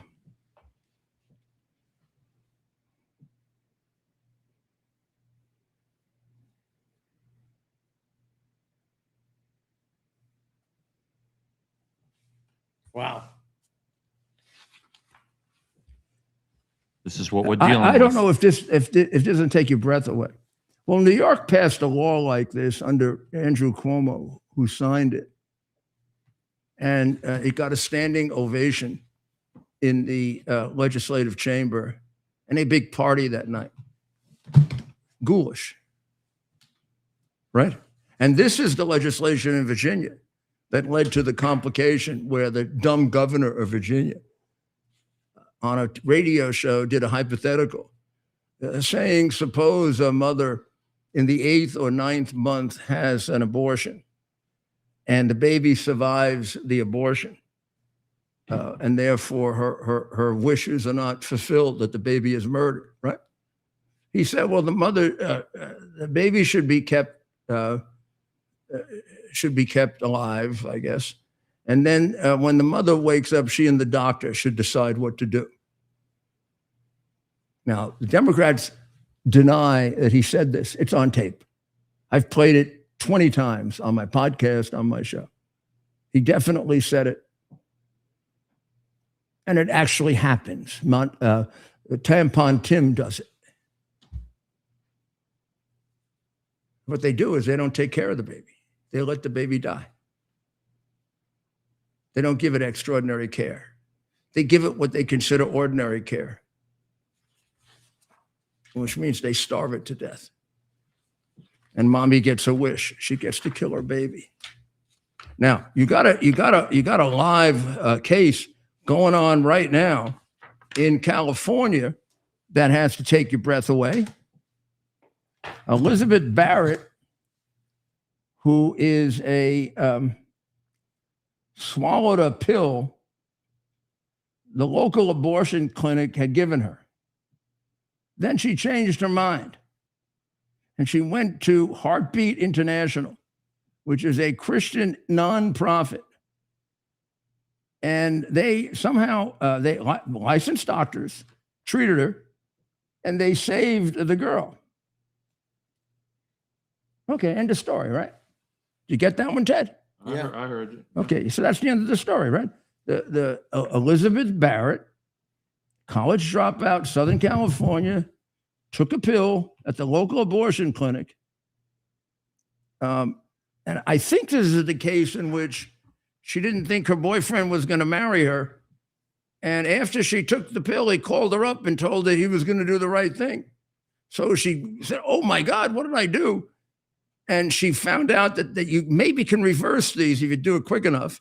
And she went to a Christian nonprofit called Heartbeat International that luckily had doctors that were skilled enough to reverse it. Wow. The baby is now born and is a healthy girl. Okay. You tell me what's wrong with that. Nothing. Well, the California Attorney General is seeking an injunction and up to $20 million in fines against Heartbeat International. Wow. And another pro-Christian nonprofit, Real Options. Their offense is telling women who regret swallowing the abortion pill that there's a medical treatment that can sometimes save their babies. They say it's consumer fraud. But there is. It worked. It worked. What's the fraud? Right. They didn't take money from her, attempt to reverse the abortion, and fail. How dare they stand in the God way? forbid. I mean, it could have failed, and they'd been put into bankruptcy. Any medical procedure can fail. Right. But it didn't fail. So how in the name of heaven is this a how is this a consumer fraud? Because it's not about consumerism. It's about how dare they stand in the way of population control. By the way, the extremely corrupt and evil Attorney General of New York, Letitia James, has filed a similar lawsuit against Heartbeat International and other pregnancy centers. Wow. And this is being challenged in the federal courts by the Thomas More Society, which exists really for the purpose of trying to protect the unborn. Are they suing the mother too? I don't know, but they're just suing. No, they're maybe. There's also another case that we brought out. This may be in Canada. There's another case similar though, and this is a surrogate parent. The surrogate parent had the egg implanted in her that was sterilized by X and Y, right? Right. And during the course of treatment, it turned out that they were able to figure out that the child has a heart disorder. Right. The seriousness of which is disputed. Right. But it could be a serious one in which the child can live, but there are percentages. In other words, there's a 50% chance they'll survive and then a 60% chance that it can be treated. And there isn't much of a chance they can get beyond 17 or 18 years old. Don't ask me to say if this is accurate. I'm just telling you the facts of the case. So the parents, the parents who've provided the sperm and the egg to the surrogate parents have ordered her to do an abortion. Have ordered the surrogate to do an abortion. Wow. Because they don't want a kid with a bad heart. Oh, I see. Okay. They don't want a kid with a bad, God forbid. I mean, they'd have to extend themselves. Holy crap. This is what has happened in our narcissistic society. This is how crazy our it gets. godless narcissistic society. Right. Our amoral.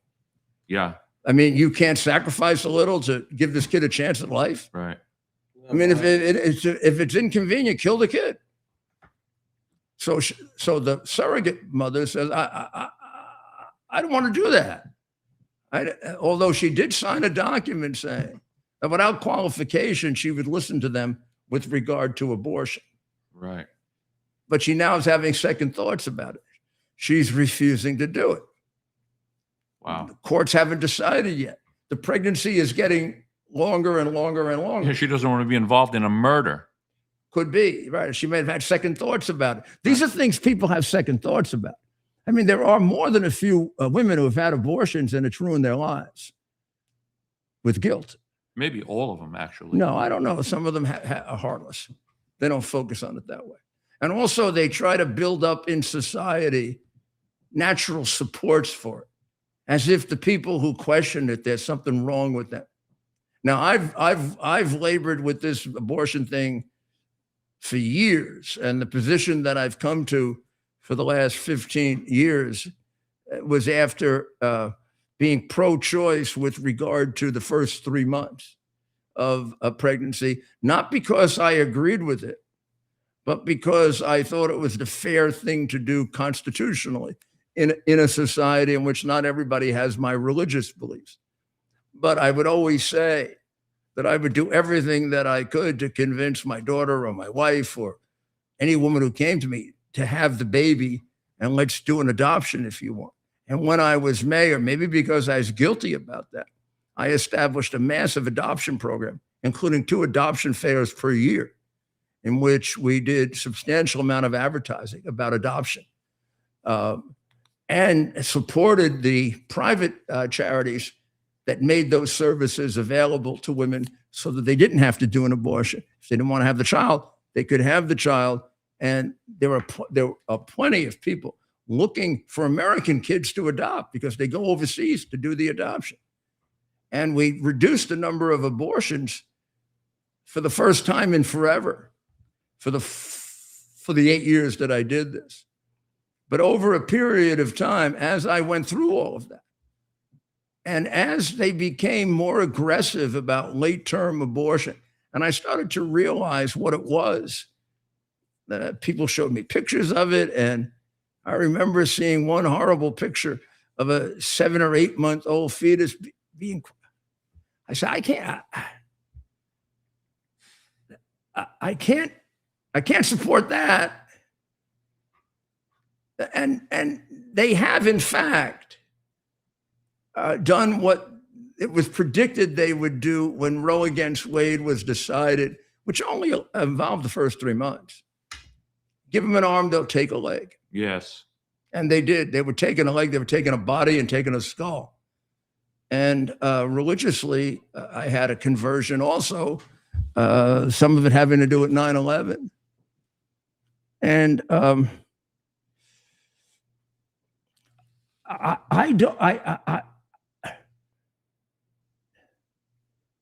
abortion. I mean, abortion is just a bright line test. If we're going to honor life, Yeah. it has to be beyond us, except under circumstances that are very well defined and agreed upon for ages. But in any event, we could argue over the first 3 months if you want, and I'd be against it now, but somewhat sympathetic to it.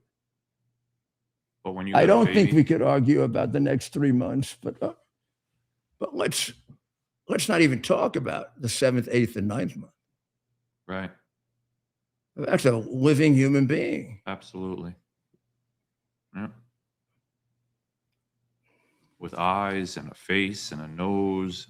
So I saw this picture in the papers of a guy jumping off the Brooklyn Bridge.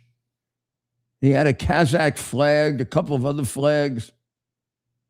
He jumped off the Brooklyn Bridge.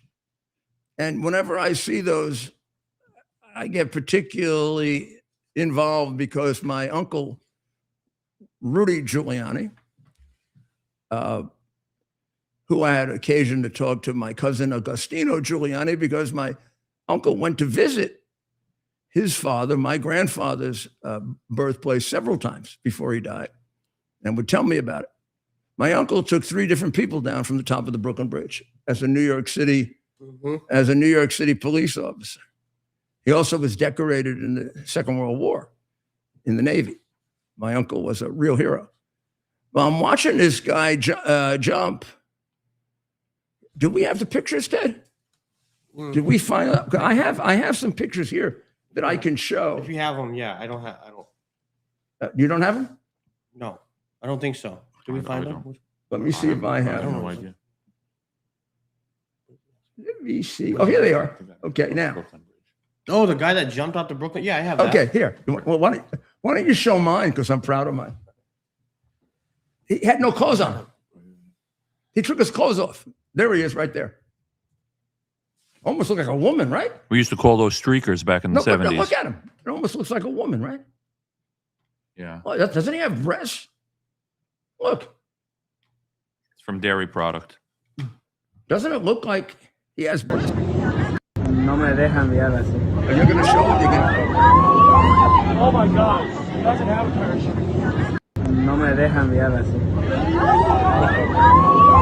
Oh my God, he doesn't have a parachute. No me dejan Do you enviar live? así. You know, it almost looked like he hit that. Oh my God, he doesn't. That's where they usually jump from. It almost looks like he hit the post there, right? Mm-hmm. That would have killed him. Oh, yeah. Well, the Harbor unit was there within 2 minutes. And they got him. Yeah, the New York City Police Department saved him. I used to say to my uncle, I mean, why do we risk police lives if they want to go?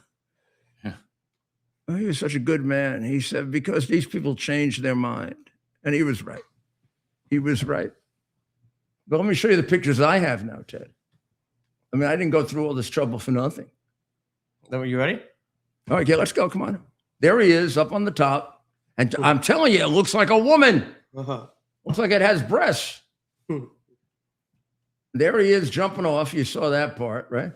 There he is jumping off. There you go. And there he is. He looks like some kind of spaceman. He was carrying something too that looked like like some kind of Delivery bag. made up Parachute? But Well, I think the biggest, I mean, first of all, he could have died when he could have died of a heart attack when he hit the ground, or his whole body could have been busted up. Well, they said it was flags. But flags, yeah. But he could have died. He could have died, and if he hit that extension. Yeah. You see how close he got to that extension? You can see it on that picture there, Ted, because he's above the extension. It's below him. And I think he was further away from it than the film indicated.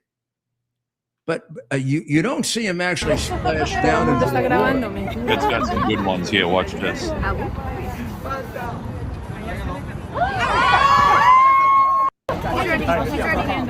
When's it end?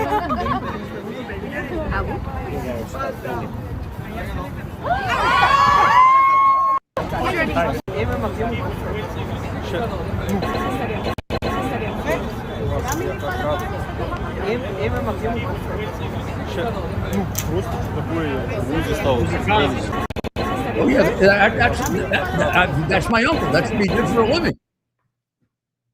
You know, last month the cops took a woman down. She was a disturbed woman, and they went up to the top of the Brooklyn Bridge, and she was in the steel cables, and they talked her down. NYPD is remarkable, and these guys who do that, like my uncle did, you can't believe how good they are.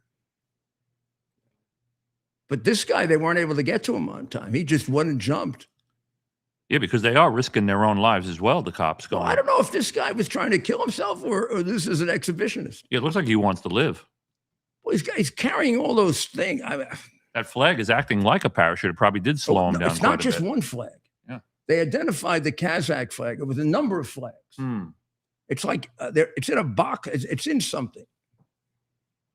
I don't know. Maybe it did have the impact of slowing him down. When he hit the. But you know, I don't see how that would work because his body hits first. Yeah. Well, no, but as long as it keeps his downward trajectory at a minimum, you know. The human body will only fall at about 100 mile an hour or something like that. It tops out at that. The wind resistance at that point becomes you're floating. Well, I wonder if he was conscious. I mean, how critical it was that the Harbor unit was there right away. Right. Because I would imagine, among other things, you could pass out up in the air coming down from the pressure of it. I mean, you could faint. Or the fear, yeah. Fear, but even the quick loss of oxygen. Right. So Rhode Island, just so that we make it clear that the Democrat Party in all parts of America hates the Jewish people, Rhode Island has a ballot question, and they want the state of Rhode Island to join the complete boycott of the state of Israel, which basically exists to destroy the state of Israel by starving them. It's the same boycott, supported by all the Islamic maniacs who want to kill Jews. And Mandami is a big supporter of this, but they want to make it a state law. This would be the first state in the country. There are about 6 others that are considering it. That would become officially anti-Semitic.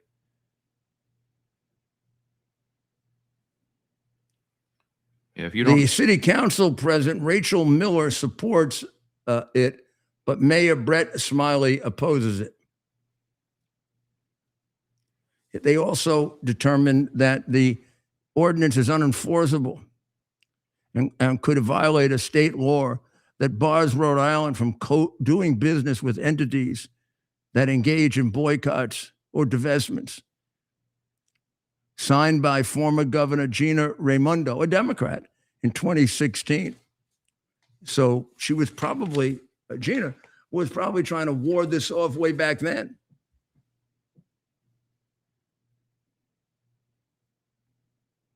They're coming for your country. It does turn out that they don't own any Israeli government bonds, and they have about. They can determine they've got through a Vanguard index account. They've only got about 119,000 invested in Israel. They submitted 10,000 signatures, and they only needed 5,837. So it'll be on the ballot. Please, people of Rhode Island, will you reject this? This is our best ally. Look at what the UK and France told Trump when he wanted help. And look at the help they've given us. You know how many American lives were saved by their having cleaned out Iran before we had to go in and bomb? That was done by the Air Force of Israel and by their missile and drone work.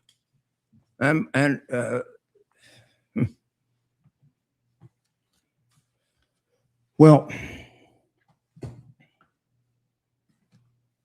I think I've covered most of it. There are a couple of others that I wanted to cover. There's Paul Vaughn, who is a Christian father of 11 children. He's an advocate against abortion, which you have a right to be, right? During the dictatorship of the Biden Politburo, because he wasn't doing this, his little group was, he was arrested and prosecuted for peacefully praying and singing outside an abortion business over a year earlier. He was prosecuted by weaponizing the freedom of access to clinic entrances. He didn't stop anybody from going in. He didn't get in their way. He didn't get in their face. He just sang songs, I guess, trying to get them to hear that they should consider taking a life. You have a right to do that under the First Amendment. Even under this law you do. Otherwise, it violates the First Amendment. You have to obstruct. And giving information to people at a distance, informing them of the facts, is your First Amendment right. He got sentenced to jail, but he didn't. I don't think he had a served time. And because on January 23rd, 2025, he was pardoned by President Donald J. Trump. All he was doing was asking women to consider whether they really wanted to do this. I always thought that it would have been perfectly legal, even when there was Roe against Wade, to have a waiting period where a woman would have to consider the consequences of what she's doing, because you don't get to redo it. And there are situations of women that have severe guilt and problems as a result of it. It's like the trans situation.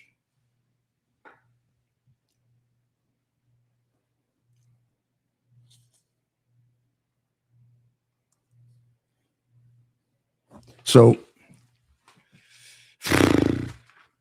that's another situation like that. The Bernie Moreno situation with Representative Max Miller is really unfortunate, because there's a 2-year-old child involved. I don't know if you've covered this, or Bernie Moreno's daughter was married to a congressman named Max Miller. It is alleged that he beat her. There is evidence of it. The young woman has kept her mouth shut and not gone public, but there are court documents that give substance to it. Miller had previously been accused of abuse by former White House Press Secretary Stephanie Grisham. And although this is not really that is significant, but he was also arrested for drunk driving when he was in college. The senator, after trying to keep it private and said, he is a danger to my daughter, and I hold my breath every minute he has custody of my granddaughter. If there are any basic standards of character required to hold elective office, Max Miller fails them. I don't know what I would do in this situation, Ted, if it were my daughter. Right. You'd have to probably put handcuffs on me. Right. Now, he denies it, and he alleges that she has bipolar disorder, which he produces no evidence of. On the other hand, she has produced evidence of him dumping scalding water on her that left burn marks. She's produced evidence of the burn marks, that he put a gun to her head, and she also is concerned that he may have abused the daughter. Emily hasn't spoken publicly about this at all, but police reports and court testimony support it, including a audio acknowledging that he hurt her with the hot water. But he tried to suggest that he didn't intend to do so. Also, the court documents show Emily with red spots all over her body and a blue inked handwritten note from Miller, the congressman, saying, quote, "I'm sorry, I failed you and our daughter. I'm just an F up and worthless." Maybe that's right. Miller has denied that the letter was related to the hot water incident. Well, whatever it was related to, it's a pretty good reason you shouldn't be a congressman if you're a F up and worthless. We got enough of them in Congress. You don't need more. Now, the little 2-year-old did have a broken collarbone. No one knows quite how she got the broken collarbone. And the mother is very suspicious that it was the what appears to be multiple female abuser. So my sympathies to the senator to have to deal with this. And of course, we can't pronounce that he's guilty or not, but there does seem to be some pretty substantial evidence of it. And also, he should get out of the race because just the raising of it, he's going to lose. And there goes the Republican seat. This is a place that Trump won by 11%. And he was ahead before this all came out by only 1. So he's not much of a candidate, I guess. Maybe he has an abusive style when he campaigns. Who knows? Well, there's a charter school in the Bronx that is called the Earl Monroe New Renaissance Basketball School. All 97 members of its second graduating class have been accepted into college. They are all Black or Hispanic. They are all not chosen on any special merit. They're no different than the kids in the public school that are half of whom aren't reading or doing math at grade level, not getting accepted anywhere. This is a charter school. The Democrats in New York have put a lid on the number of charter schools because the teachers union is afraid it's going to cost them jobs, which is all they care about, and money. They're going to have a graduation, and the school is moving to a much bigger campus. And Earl the Pearl Monroe is going to be there, and Walt Clyde Frazier and Bill Bradley, and current Nick Jose Alvarado. Remember, he was the sixth man. Yeah. And this is really being done by Dan Koras, who's a Peabody Award-winning producer and playwright, and he founded it in Earl's name. I don't know if you know this, but Earl Monroe, I think he still is, used to be a Republican, supported me. So we are very substantially into soccer time. One of our longer ones. It must be that I'm feeling better. I probably have gotten over my, I was overseas for 17 days. All of it in Italy, I think. Yeah, all of it in Italy. I was in Rome. I was in Siena. I was in Orvieto. I was in Florence. I was in Montecatini. And I was in Mariano. And I have to tell you, I'm doing my best to learn Italian. So one of these days, I might do a little monologue in Italian. Every night, I'm doing this thing online. And I have a little heads up because I do still remember a lot of Latin. So the vocabulary thing comes pretty easy, but I got to get better at putting my sentences together. I can pretty much read Italian. I can pretty much read it, and I can pronounce it really well because I've been listening to operas all my life. And I picked up a lot of vocabulary that way too, particularly romantic vocabulary or vocabulary about death. Well, tomorrow we're going to get an answer on Iran. The president says he wants it very, very quickly. I think he's going to get it. And there's one thing I cannot possibly avoid. We got to play, before we get off, as long as we went this far, we've got to play RFK, taking Dana Bash apart, who has often been very, very unfair in presidential debates and is a definite left-wing advocate. And I know Dana Bash pretty well, and I like her, and I don't even think she recognizes how biased she is. HHS Secretary. She's very, very biased. Yeah, play it. I mean, Kennedy was a hero.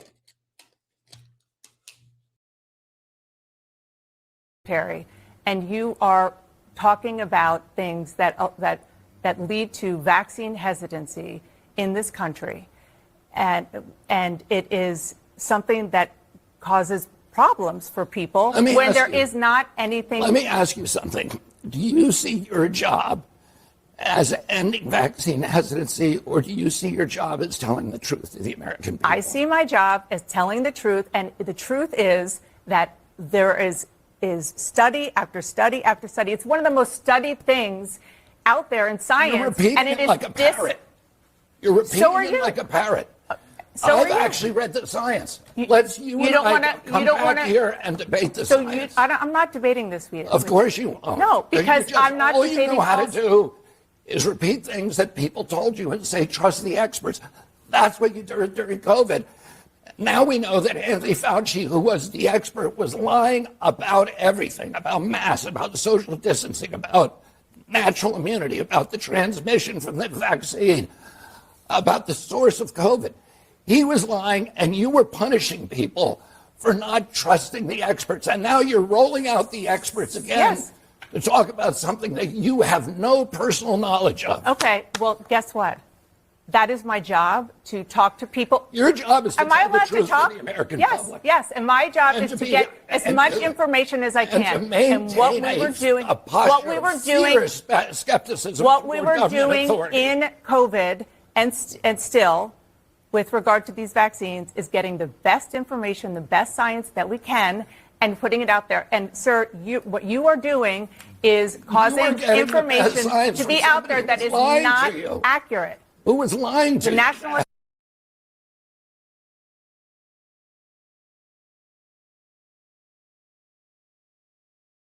Suggest to my former friend, maybe she's still my friend, I don't know, but I would suggest, I have no hard feelings against Dana. I do cite certain situations in which I thought she was terribly biased. Other situations where she wasn't. But I would suggest that she read Kennedy's book. He is not a novice or just a dilettante on this. His book is a work of scholarship. First of all, I think it has more footnotes than it has text. Everything is documented. I read it and I was enormously impressed. This is before he supported Trump, before anything else. And boy, it makes a case against Fauci that's much better than anything that's been revealed so far. And raises the very, very strong concern for me as a former prosecutor. This guy was doing it for money. A lot of money. And Kennedy seems to have inherited the investigative skills of his dad. This is a fabulous book that sold a lot, despite the fact they did everything they could to bury it. I have it back in Florida, but I'll get you a copy of it for tomorrow night. I want people to read. It is a bit of a tough read because it's very long and very documented, but it actually isn't as long as it looks because it's half footnotes. You don't have to read all the footnotes except the things that you doubt. Then you can go into the footnote and go check it out, which I did. And he was uniformly solid and correct.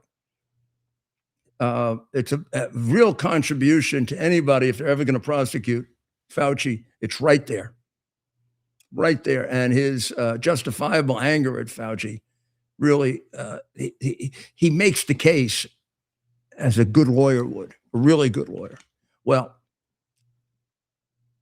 thank you very much for joining us today. Tomorrow we'll see where we're going with Iran. We'll also see a little bit where we're going in Michigan, right?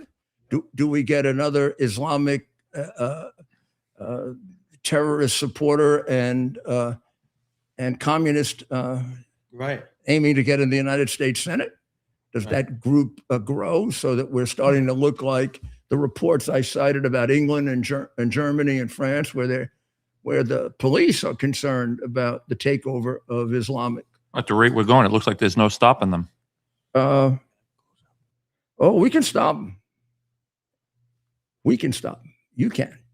I can. We can stop them, and we are. We are going to stop them. They're not taking our country from us. I mean, they've been trying to take our civilization from us since they started. They're not going to do it. Not going to do it. Our children are not going to grow up as they're not going to be doing Allah Akbar, Okay. Nor are they going to be speaking Chinese. Sorry. Well, pray for our country after that.